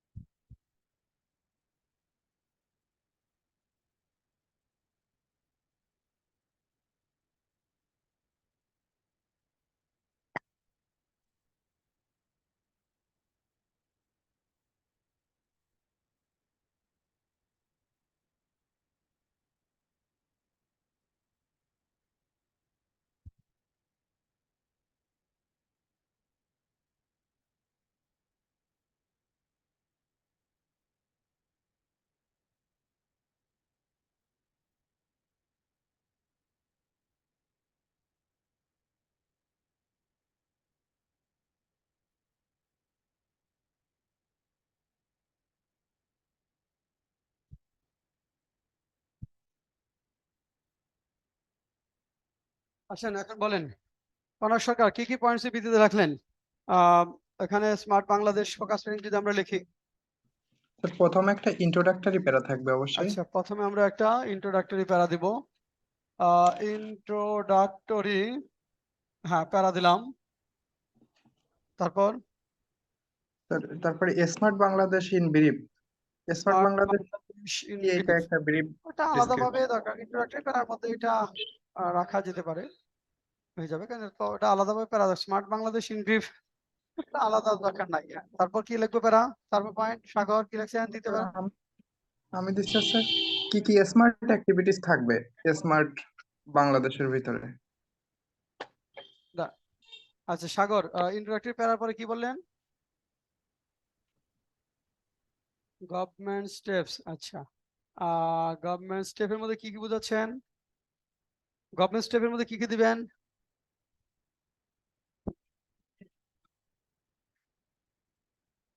আচ্ছা, আচ্ছা okay, government road to smart Bangladesh আসতে পারে এখানে। এখানে একটা রোড ম্যাপ থাকবে, হ্যাঁ, রোড টু স্মার্ট বাংলাদেশ। হ্যাঁ, স্মার্ট বাংলাদেশ মানে একটা রোড ম্যাপ থাকতে হবে, যে আমরা রোড ম্যাপ কিভাবে স্মার্ট বাংলাদেশ হব সেটা। এরপরে pillars of smart Bangladesh, smart Bangladesh হওয়ার জন্য আমরা কি কি পিলার্স এর উপর লাগবে, কি পিলার্স লাগবে? Pillars of smart Bangladesh, smart বাংলাদেশের পিলার এখানে। এরপরে আহ শামীম আর কি লিখছিল বলতো? হ্যাঁ ওইটা, হ্যাঁ ওইটা হলো পিলার্স। পিলার্স এর মধ্যে কয়টা pillars?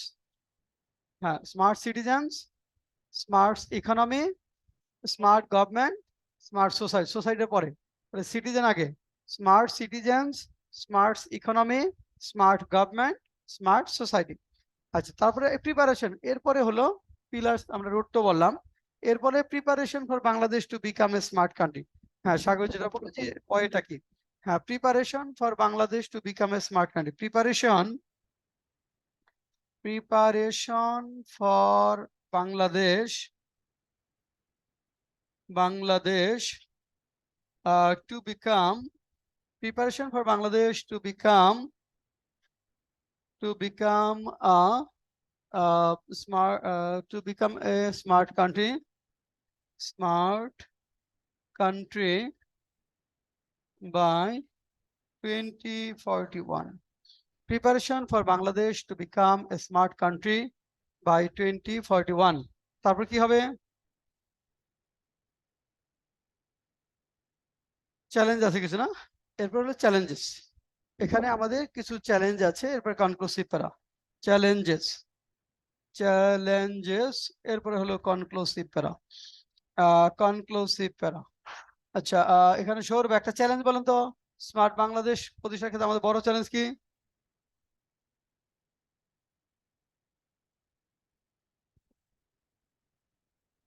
Smart government build up করা সবচেয়ে বড় চ্যালেঞ্জ।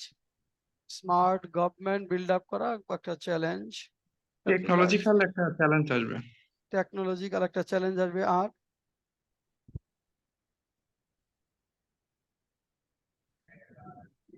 আচ্ছা, মানুষকে এইটা স্মার্ট টেকনোলজির সাথে মানে অ্যাডজাস্ট করার ক্ষেত্রে যে চ্যালেঞ্জ গুলো, এটাই মেইন চ্যালেঞ্জ।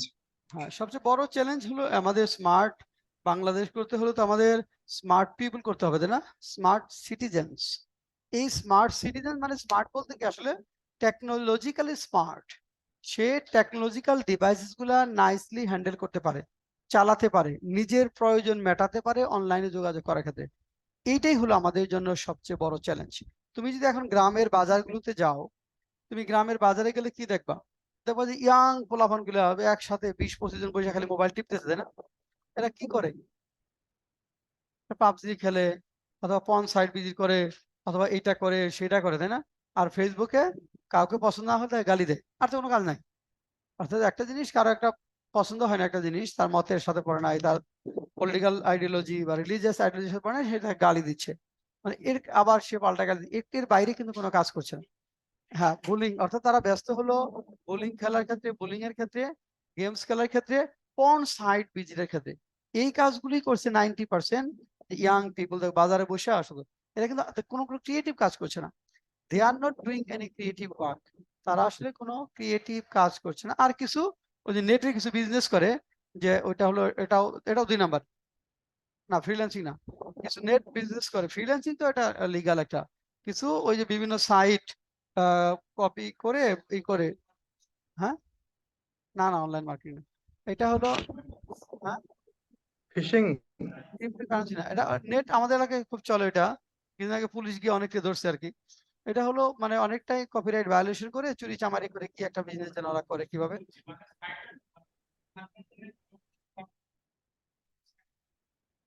কিন্তু অনেক টাকা পয়সা নাকি পায় এইভাবে করে। আমাদের এলাকায় অনেক পিপল অনেক ভালো চলছে। হ্যাঁ, অনেক পিপল মধুপুর টাঙ্গাইলের মধ্যে খুব পপুলার। আমরা দেখতাম যে অনেক ছেলে পেয়ে আছে যে পড়াশোনা বাদ দিয়েছে, কিছুই করে না, যে নেট বিজনেস করে খুব রাতারাতি ধনী হয়ে যাচ্ছে। ঠিক আছে, সে ছেলে কি করে, নেটের ব্যবসা করে। আমি নেটের ব্যবসা বুঝি না, যে নেটের ব্যবসা তো বলতে আমরা ফ্রিল্যান্সিং বুঝি। আমি তো বুঝি এইটা, কিন্তু ওরা অশিক্ষিত মানুষ তো ফ্রিল্যান্সিং করতে পারবে না। তাহলে ওরা কি করে? পরে জানলাম যে এটা 2 নাম্বারই কাজ। পরে পুলিশ গিয়ে প্রচুর অনেকগুলো ধরছে, প্রচুর টাকা ইনকাম করছে অনেক। এখন এই যে যে বিষয়টা, তার মানে হলো দেখো, এই কাজগুলা করে সত্যি কথা আমরা স্মার্ট বাংলাদেশ করতে পারবো না। এই চুরি চামারি, তারপরে ধরো এই যে গেমস খেলা, এই পর্ন সাইট ভিজিট করা, ইউটিউব চ্যানেল, অত অন্য কোনো কাজ করে না। একটা মেইল দেবো, মেইল পাঠাই দেবো, সে মেইল পাঠাতে পারবে না, সে ওই কাজটা করে বা এই কাজে অভ্যস্ত। তাহলে এদেরকে সত্যিকার অর্থে টেকনোলজিক্যালি ক্যানি করা, প্রযুক্তি বান্ধব করাটা হবে আমাদের জন্য সবচেয়ে বড় চ্যালেঞ্জ। এই কাজটাই হবে সবচেয়ে বড় চ্যালেঞ্জ। এখন ধরো এই যে জুমের একটা ক্লাস, বা অনলাইনের একটা ক্লাস করাতে পারবে এরকম কত পার্সেন্ট প্রাইমারি স্কুলের টিচার আছে? প্রাইমারি স্কুল টিচার যারা, যদি বলা হয় যে জুমের ক্লাস করাইতে হবে আপনাকে, অনলাইনে ক্লাস নিতে হবে, আপনি আহ, নিজস্ব প্রজেক্ট ইউজ করে, আপনার মোবাইল ল্যাপটপ দেওয়া হবে, মোবাইল থাকবে, আপনি ক্লাস করে লিঙ্ক দিয়ে ছাত্রদেরকে যুক্ত করে ক্লাস করাবেন। কত পার্সেন্ট টিচার পারবে? 20% ধরো। 50%। না, 50% পারবে। 50% প্রশ্নই আসে না। হ্যাঁ, এখানে 20% পারতে পারে। তাহলে এই যে আর 80% পারবে না, ওদেরকে তাহলে আমাকে কি করতে হবে? পারাতে হবে, ওদেরকে টেকনোলজিক্যালি ক্যানি করা দেবে। এই কাজটাই আমাদের সবচেয়ে বড় চ্যালেঞ্জ। আবার হলো যে টেকনোলজিক্যালি সামনে কি হয়েছে তোমার সোজা বসা, টেকনোলজিক্যালি অ্যাডিক্ট না করে, টেকনোলজি ক্যানি বা সত্যিকার অর্থে টেকনোলজি ফ্রেন্ডলি করাটাই হলো আমাদের জন্য সবচেয়ে বড় চ্যালেঞ্জ। টেকনোলজিক্যালি ফ্রেন্ডলি করাটাই আমাদের জন্য হলো সবচেয়ে বড় চ্যালেঞ্জ। আরেকটা বিষয় হলো যে ধরো 2030 সাল নাগাদ সারা পৃথিবীতে, বিশেষ করে ফোর্থ ইন্ডাস্ট্রিয়াল রিভলিউশনের ঝড়ের কারণে বিশাল একটা জনগোষ্ঠী চাকরি হারাবে, বিশাল একটা জনগোষ্ঠী চাকরি হারাবে। বাংলাদেশে দেশি বিদেশি মিলে যে প্রায় 58 লাখ, প্রায় 6 মিলিয়নের পিপল জব হারাবে। তা 2030 সাল নাগাদ, 30 সাল নাগাদ, বিশেষ করে এই অটোমেশনের কারণে বিভিন্ন বাংলাদেশেরই প্রায় 58 লাখ বলা হচ্ছে, দেশ ফরেন এবং দেশের বাইরে মিলে। তো এদেরকে যদি টেকনোলজিক্যালি ক্যানি না করা যায়, দ্রুত যদি এরা শিফট করতে না পারে, চেঞ্জ করতে না পারে, তাহলে কিন্তু এরা মানে বেকার হয়ে যাবে ফুল, এদের কোনো ইনকাম সোর্স থাকবে না। এটা হলো বড় বিষয়। এই জায়গাগুলোয় কাজ করা হলো আমাদের সবচেয়ে বড় চ্যালেঞ্জ। তাহলে চলো আমরা একটু দেখি আমরা কি লিখেছি, দেখো।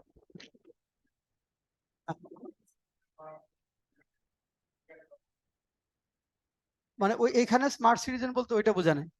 এখানে স্মার্ট সিটিজেন বলতে আপনি সুটেড কুটেড বুটেড, তারপরে আপনি অধিকার সচেতন, এটা বোঝেন। এখানে স্মার্ট সিটিজেন হলো আপনি টেকনোলজিক্যালি স্মার্ট, আপনি প্রযুক্তিগত যে চ্যালেঞ্জগুলো আছে, প্রযুক্তিটা নিজের প্রয়োজনের জন্য ইউজ করে আপনি সুবিধাটা নিতে পারেন।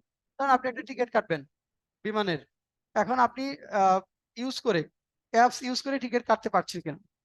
আপনি ধরেন একটা ডক্টরের অ্যাপয়েন্টমেন্ট নেবেন অনলাইনে, আপনি সেটা নিজে নিতে পারছেন কিনা? এখন ধরেন একটা, যদি আমি বলি যে বিমানের টিকিট কাটতে হবে অনলাইনে, এখন এটা ধরেন যারা বিমান ভ্রমণ করে এদের কিন্তু 50% বেশি হবে না, যারা এটা বিশেষ করে যারা এক্সপার্টিয়েট প্রবাসী, যারা গ্রামগঞ্জ থেকে যায়, ওরা তো পারবে না। তা হয়তো তখন কি হবে যে শহরে যাবে একটা দোকানে, দোকানে গিয়ে ওইখানে মাধ্যমে অ্যাপ্লাই করতে হচ্ছে, তার মানে তাকে ডিপেন্ড করতে হচ্ছে আরেকজনের উপর। এটা নিজে পারতে হবে। এটাই হলো আমার স্মার্ট সিটিজেন, যে টেকনোলজিক্যালি আমি টেকনোলজিক্যাল ডিভাইসেস গুলো স্মার্টলি ইউজ করতে পারি, সেটা স্মার্ট সিটিজেন। নিজের রাইট সম্পর্কে সচেতন হওয়াটা, এটা এখানকার ইস্যু না। দেখেন, smart citizens, smart economy, smart government, and smart society will be built on the basis of digital connectivity. Bangladesh, digital Bangladesh is now a reality. Our next target is to build smart Bangladesh and smart nation. There is no alternative to using ultra modern technology to achieve the target of building smart Bangladesh. Sheikh Hasina, the Prime Minister of Bangladesh. Road to Smart Bangladesh.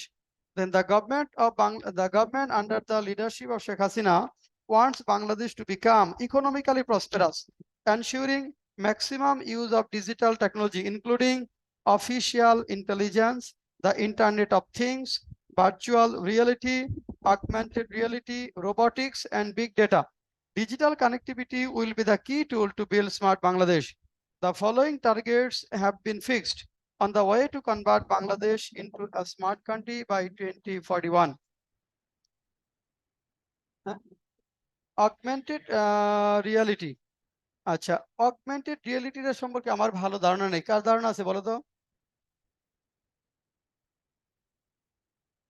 Augmented reality সম্পর্কে কার ধারণা আছে? এটা সম্পর্কে ধারণা নেই, দেখে নিও। দেখেন, bringing radical change in all sectors including education, life and livelihood, efficacy মানে দক্ষতা, ট্রিটমেন্ট চিকিৎসা and industry, making citizens innovative and technology ক্যানিভ মানে প্রযুক্তি বান্ধব, digitalizing all services of the government, saving time and money of the service seeking along with transparency of the departments of the government, making participatory and inclusive society with the use of latest technology, raising average per capita income up to $12,500 এটা বিশাল challenge, reducing abject poverty to zero, bringing poverty level to only 3%, keeping inflation in the range of 4 to 5%, keeping budget deficiency below 5%, raising revenues over 20% of the GDP, raising investment nearly 50% of the GDP, taking healthcare to every doorstep, automating communication system, making sustainable urbanization, creating paperless and cashless society, and banishing marginal group of population. তাহলে এখানকার মধ্যে যেগুলো আছে, যেমন আমাদের সবচেয়ে বড় একটা টার্গেট যদি বলি, যে আমাদের $12,500 এই পার ক্যাপিটা ইনকাম টার্গেট হলো $12,500। এটা আমাদের জন্য এখন বড় একটা চ্যালেঞ্জ। $12,500 পার ক্যাপিটা ইনকাম, পার ক্যাপিটা ইনকাম, এটা চ্যালেঞ্জ কেন? $12,500 আমাদের জন্য একটা বড় চ্যালেঞ্জ। এটা চ্যালেঞ্জ। এখন আমাদের কত? 2700 না? $2,500 না বর্তমানে? আচ্ছা, তার মানে 2700, তার মানে এটা কয় গুণ বাড়াতে হবে? কয় গুণ বাড়াতে হবে? প্রায় 5 গুণ। এই যে সময় আছে হাতে, কয় বছর? 15 বছর। 15 বছরে 5 গুণ। এটা হলো সবচেয়ে বড় challenge.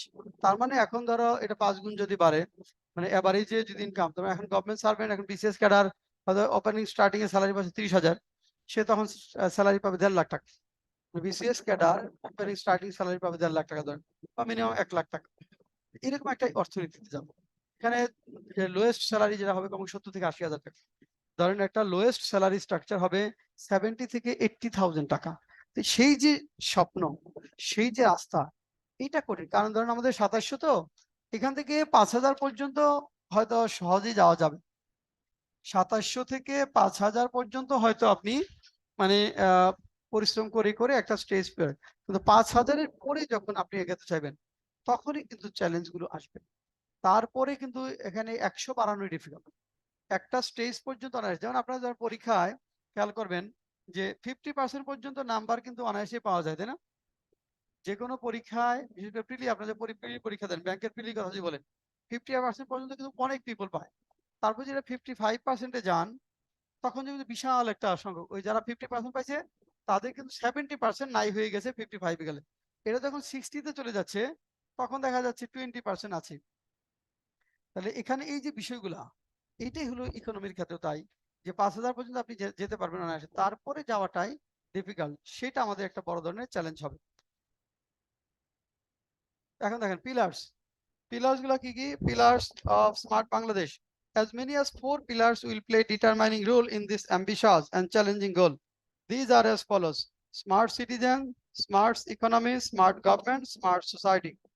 Are preparing for Bangladesh to become a smart country by 2041. আসলে বাংলাদেশের প্রস্তুতিটা কি? এই যে আমরা একটা ইকোনমিকে কনভার্ট করে আরেকটা জায়গায় নিয়ে যাব, সেই ক্ষেত্রে আমাদের প্রস্তুতিটা কেমন দেখেন।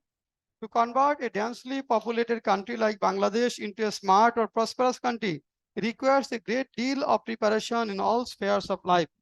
Keeping this in mind, the prudent leadership of Bangladesh is working relentlessly. নিরলসভাবে কাজ করে যাচ্ছে।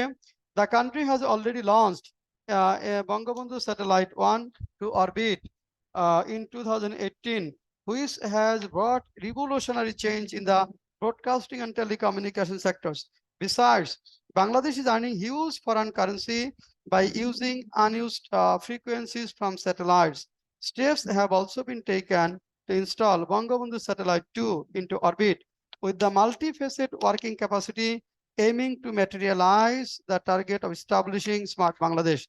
Apart from this, the government is going to set up a third submarine cable by 2024, as they have already installed the first and second submarine cables. It is laudable that Bangladesh has so far achieved a bandwidth capacity of 3,400 Gbps.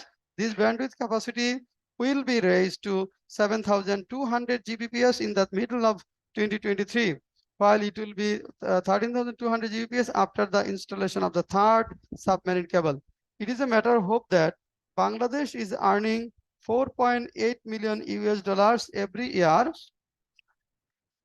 through giving bandwidth leases to Saudi Arabia, France, Malaysia, India, Indonesia. Nearly 9,56,298 kilometers of optical fiber cables have been set up at union levels across the country, while 10 gigabyte capacity has been ensured in every union, helping provide high-speed internet to the people and the government officials. A total of 8,600 post offices across the country have turned into digital ones using the infrastructure. Nowadays, 18 core mobile SIMs are being used, while the number of internet using people is 12 core. The digital inequality and prices of broadband internet between the rural and urban areas has been erased, মানে মুছে ফেলে সমান করা হয়েছে due to this.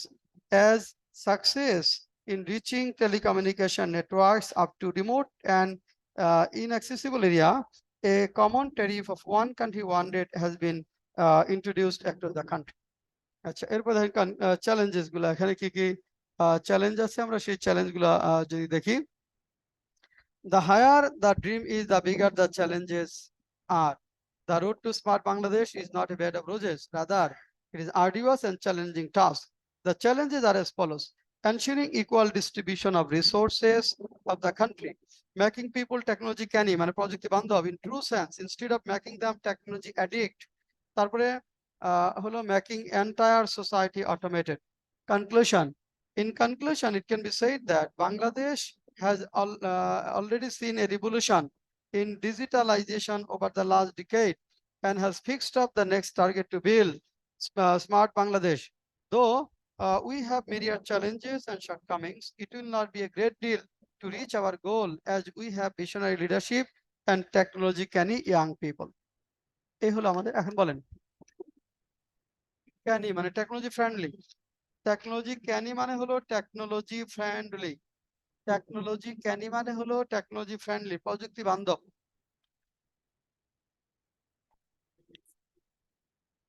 Friendly বলতেছি, তার skill কেন, মানে টেকনোলজি ফ্রেন্ডলি, টেকনোলজিকে সহজভাবে যারা নেয়, হস্টাইল না।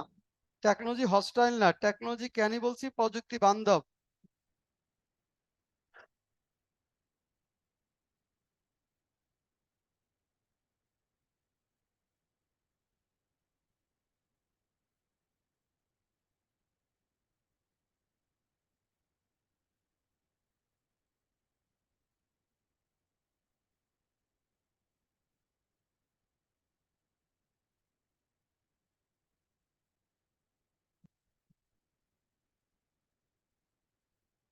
আচ্ছা, এখন আসেন universal pension scheme.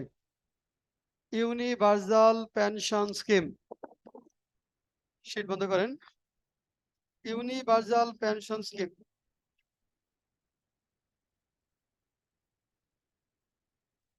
Universal pension scheme আমরা যদি পড়তে চাই, এটা মূল কাজ কি, মূল উদ্দেশ্য কি?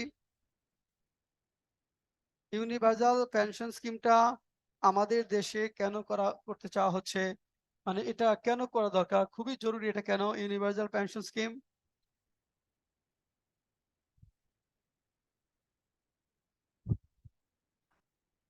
Universal pension scheme. এখন পেনশন স্কিমের আন্ডারে আছে আমাদের অল্প কিছু সরকারি কর্মচারী, তাই না, গভর্নমেন্ট অফিসার্স, কিছু অটোনমাস বডিতে যারা কাজ করেছেন, তারা ইউনিভার্সাল পেনশন স্কিমের মধ্যে আছে। তারা মৃত্যু পর্যন্ত পেনশন পান। তারা মারা গেলে তার ওয়াইফ এবং ছেলে মেয়েরা বোধহয় পায় না, একটা ওয়াইফ মারা গেলে ছেলে মেয়ে পায় কি একটা অ্যামাউন্ট পর্যন্ত পায় বোধহয়, সম্ভব একটা ইয়ার পর্যন্ত বোধহয় পায়। ছেলে মেয়েকে পাইতে শুনছি যে মানে একটা সময় বোধহয় কিছু দিন বোধহয় পায়, ছেলে মেয়ে খুব বেশি দিন পায় না।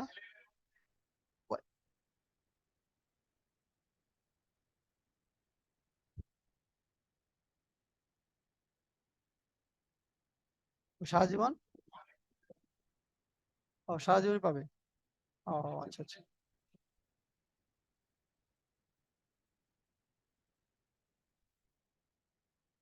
না ওইটাই বলছি। আচ্ছা, তার মানে হলো যারা গভর্নমেন্ট সার্ভেন্ট যারা, তারা কিন্তু সারা জীবন ওইটা পাচ্ছে। আহ, মৃত্যুর পরে তাদের ওয়াইফ বা ডিপেন্ডেন্ট যারা আছে, ডিপেন্ডেন্ট ওয়াইফ পাচ্ছে, তার মানে যেটা বলেন বুদ্ধি প্রতিবন্ধী যেটা, তারা পাচ্ছে না, তারাও আপনার পাচ্ছে দেখুন। আর হলো আহ এখন তো আমরা সেই সংখ্যাটা কিন্তু 2%, 5% বেশি না, 2 to 3% বা 5%। এই যে বিশাল জনগোষ্ঠী যারা প্রাইভেট সেক্টরে কাজ করে, ইনফর্মাল সেক্টরে কাজ করে, এবং ধরেন একটা স্টেজে গিয়ে ব্যবসা করে লস খেয়ে একটা স্টেজে গিয়ে যারা ধরেন অসহায় হয়ে পড়ে, ফিনান্সিয়ালি একটা রিস্কের মধ্যে পড়ে যায়, তাদেরকে একটা মানে পেনশন স্কিমের আন্ডারে নিয়ে আসার লক্ষ্য থেকেই মূলত এটা করা। একটা ওয়েলফেয়ার স্টেটের ধারণা যে মানুষ অসহায় থাকবে না, ফিনান্সিয়ালির জন্য যখন কাজ করতে পারছে না, আবার তার টেনশন, ফ্যামিলির টেনশন, ফ্যামিলি এক্সপেন্স গুলো কেউ মিট আপ হবে, এই টেনশনে এমনিতেই সে আসলে খুবই দুর্বিষহ জীবনযাপনের মধ্যে পতিত হয়, খুব অসহায় অবস্থার মধ্যে পতিত হয়। ওই জায়গায় থেকে তাদেরকে বাঁচানোর জন্য মূলত ইউনিভার্সাল পেনশন স্কিমের ধারণাটা। আচ্ছা, আর এই ইউনিভার্সাল পেনশন স্কিমটা জন্য 4 ধরনের গভর্নমেন্ট চিন্তা করছে, না 4 ধরনের স্কিম, মানে বিশেষ করে আহ 4 ধরনের পিপল, প্রবাসী যারা তাদের জন্য এক ধরনের, যারা ধরেন প্রাইভেট সেক্টরে কাজ করে তারা, ইনফর্মাল সেক্টরে যারা কাজ করে, তারপরে আর নিম্ন আয়ের যারা, লোয়ার, তারা বিশেষ করে রিক্সা পুলার, হাউস ওয়াইফ, অল্প ইনকাম যারা, তাদের জন্য শুধুমাত্র একটার ক্ষেত্রে গভর্নমেন্ট 500 টাকা দিবে আর বাকিটা 500 টাকা দিবে। আর অন্যগুলোর ক্ষেত্রে আপনি যতটুকু দিবেন তার সাথে ইন্টারেস্ট যোগ হয়ে রিটায়ারমেন্টের পরে এই টাকাটা পাবে। এবং এই টাকাটা ধরেন পেনশনভোগী মৃত্যু পর্যন্ত পাবে, মৃত্যু পর্যন্ত তারা মৃত্যু পাবে। আর তার ডিপেন্ডেন্স, তিনি 75 বছর আগে মারা যান, 75 ইয়ার্স হওয়ার আগে যদি মারা যান, তাহলে তার ডিপেন্ডেন্ট যারা আছে, নমিনি, তার বয়স 75 হওয়া পর্যন্ত তিনি ওটা পাবেন, বয়সটা 75 হওয়া পর্যন্ত তিনি ওটা পাবেন। আসেন দেখেন আমরা এটা একটু পড়ি তাহলে। এটা একটু বড় হয়েছে, বড় হয়েছে, এত বড় লিখতে পারবো না, এটা প্রায় 1500 শব্দ বোধহয় হয়ে গেছে। হ্যাঁ,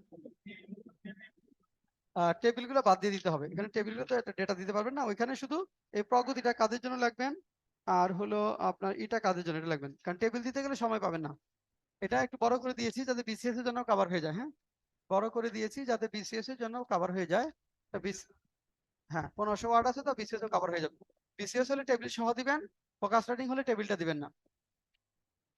এখন দেখেন আমরা কি লিখেছি, universal pension scheme, a large population of our country work in informal sector either under compulsion or intention, বাধ্য হয়ে অথবা ইচ্ছাকৃতভাবে।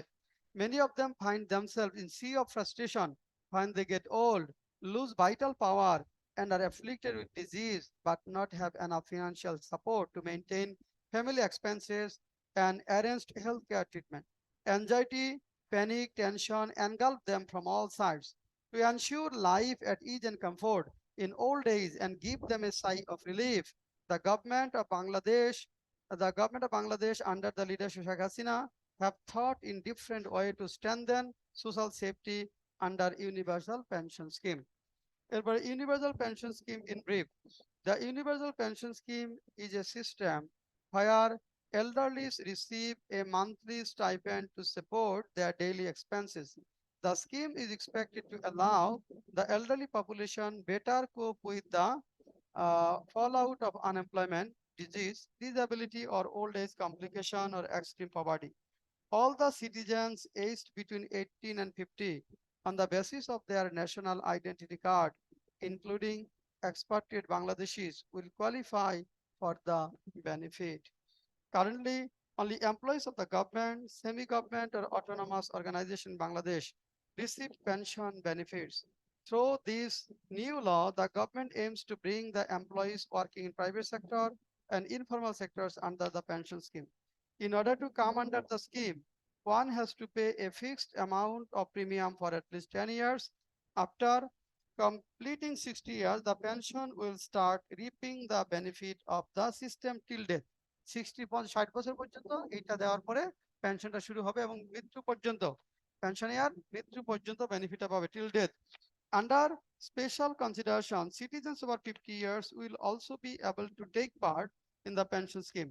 Still, they will have to pay the premium for the next consecutive 10 years from the date of the participation in the scheme. Premiums can be paid on a monthly or quarterly basis.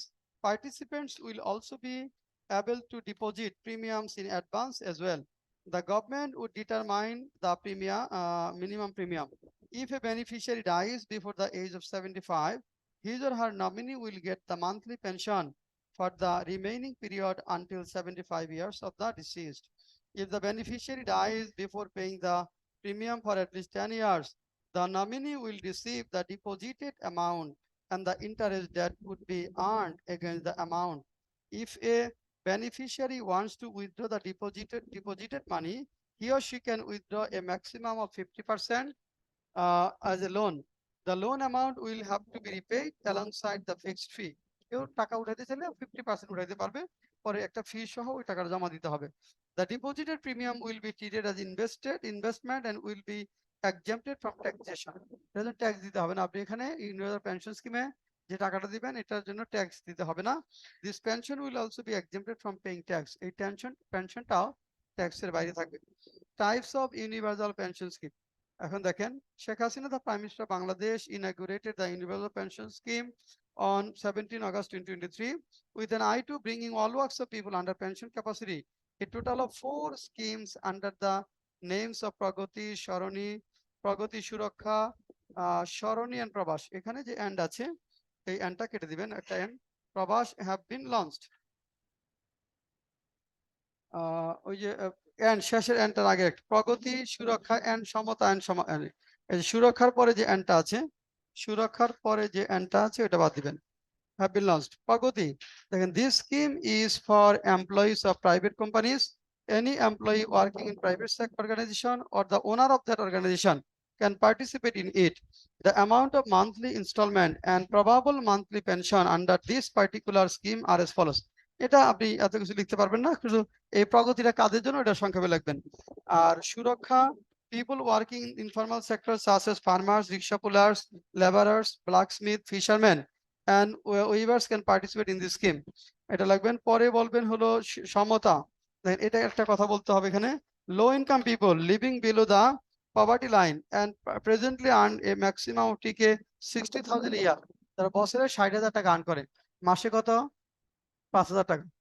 মানে তাদের জন্য এটা শুধু এই ইয়ার can participate in this scheme. Bangladesh Bureau of Statistics will determine those who fall under this category of people.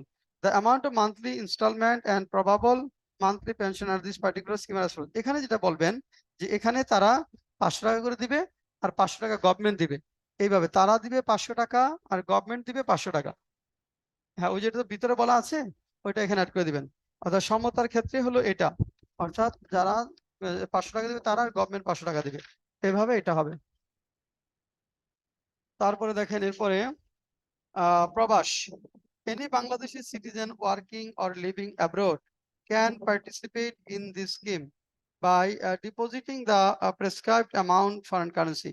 The amount of monthly installment and probable monthly pension under this particular scheme are as follows. এটা লাগবে না। For the necessities of universal pension scheme in a country like Bangladesh. বাংলাদেশের মতো দেশের জন্য এটা নেসেসিটিসটা কি? এটা আমাদের মতো দেশের জন্য এটা কেন প্রয়োজন?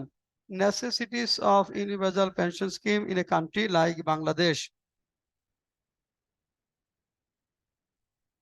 দেখেন এখানে যেটা বলেছি, ইউপিএস মানে universal pension scheme is particularly important for a country since public sector employees who account for a tiny portion of the population are covered by state-sponsored pension scheme.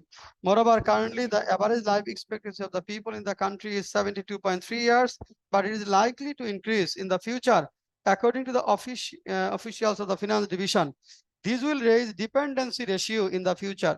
The implementation of universal pension scheme will create an opportunity to gradually reduce the number of beneficiaries of the existing social security program, as under this pension scheme, the social security of the elderly people of the country will be ensured. How to register for universal pension scheme? Universal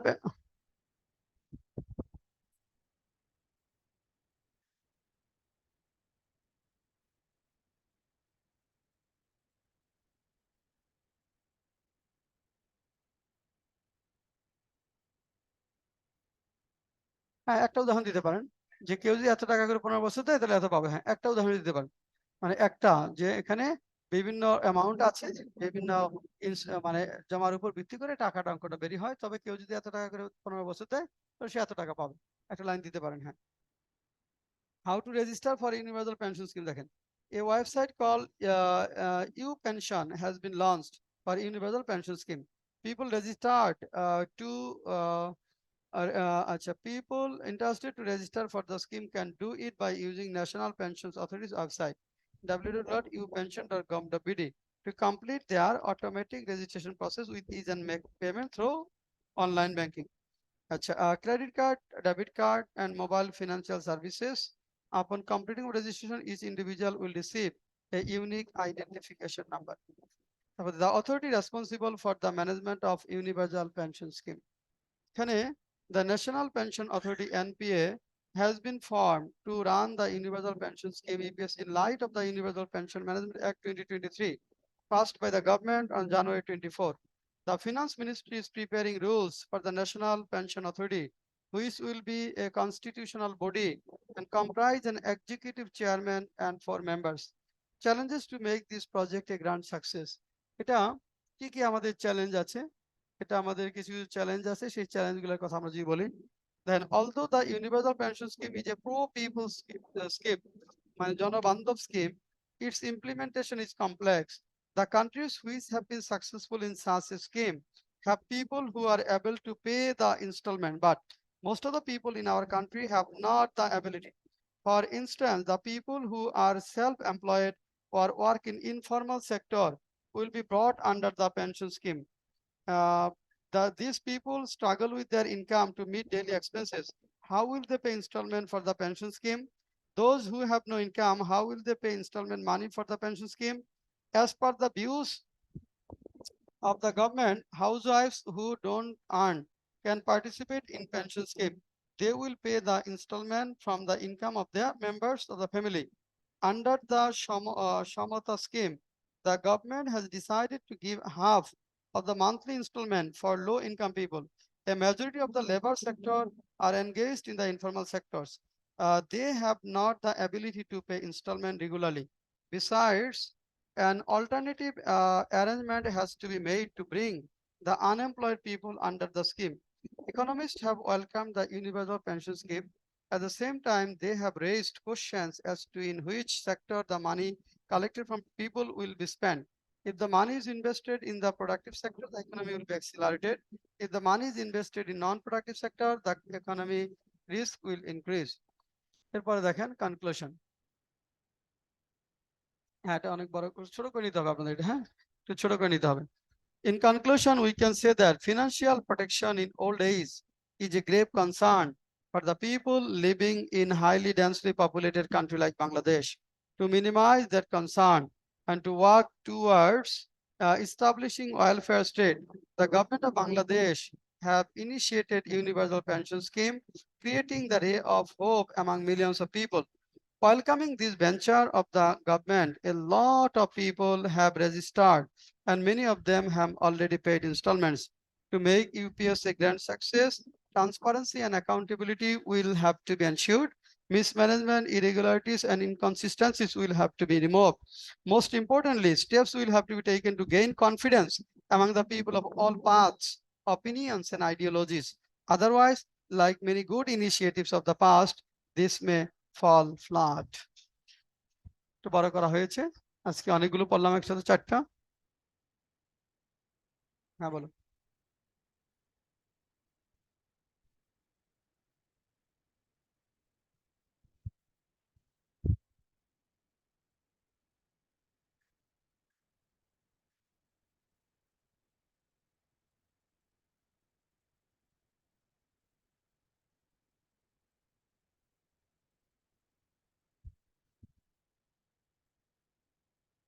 হ্যাঁ, ওটা economic, ওটাই বলছি, economic risk তৈরি হবে। Non profit sector আসলে loss যদি হয়, economic risk will increase, মানে ইকোনমিক রিস্কটা বাড়বে। যে টাকা, জনগণের টাকা নিয়ে এমন একটা সেক্টরে করা, ইনভেস্ট করা হলো যেটা লস প্রজেক্ট, তাই না? তখন হ্যাঁ, ওখানে লসের সাবসিডি দিতে হবে, প্লাস আবার এটার রিটার্নটা দিতে হবে গভর্নমেন্টকে। দুই ধরনের রিস্ক তৈরি হবে।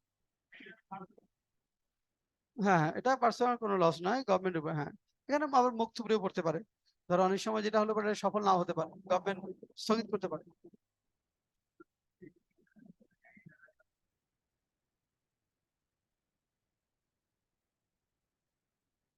টাকার মান যদি কমে যায়, না, টাকার মান কমে গেলে তো আপনি কম টাকায় পাবেন। এখানে এই আপনি টাকার হিসাবে, ডলার হিসাবে তো পাবেন না, টাকার মান তো কমতেই থাকবে। না, ওটা তো আপনার তো ডলার হিসাব করে দিবে না গভর্নমেন্ট, গভর্নমেন্ট তো টাকা হিসাব করে দিবে, এখানে বলেই দিবে আপনি এই যে এখানে 2000 করে জমা দিচ্ছেন, আপনি 15,000 টাকা পাবেন ধরেন 60 বছর বয়স হওয়ার পরে, আপনি টাকার অঙ্কেই 15,000 পাবেন। হ্যাঁ, এখন 15,000 টাকা দিয়ে যে জিনিস কিনতে পারবেন, তখন তো আপনার ওই জিনিস কিনতে 30,000 টাকা লাগবে, কিন্তু আপনি 15,000 টাকায় পাবেন। আপনি 15,000 টাকা পাবেন, আপনার ডলার টাকার মান হিসাব করে তো এমন বাড়াবে না। এটা এইখানে যে কন্ডিশন দিচ্ছেন, ওই টাকা ওই টাকায় আপনি পাবেন। সেটা যদি এরকম হয় যে তখনকার 15,000 টাকা দিয়ে এখনকার 1,000 টাকা জিনিস কিনতে পাচ্ছেন, সেটাই কিনতে হবে। টাকার মানের হিসাব হেরফের হবে না। ওকে, তাহলে শেষ আজকে।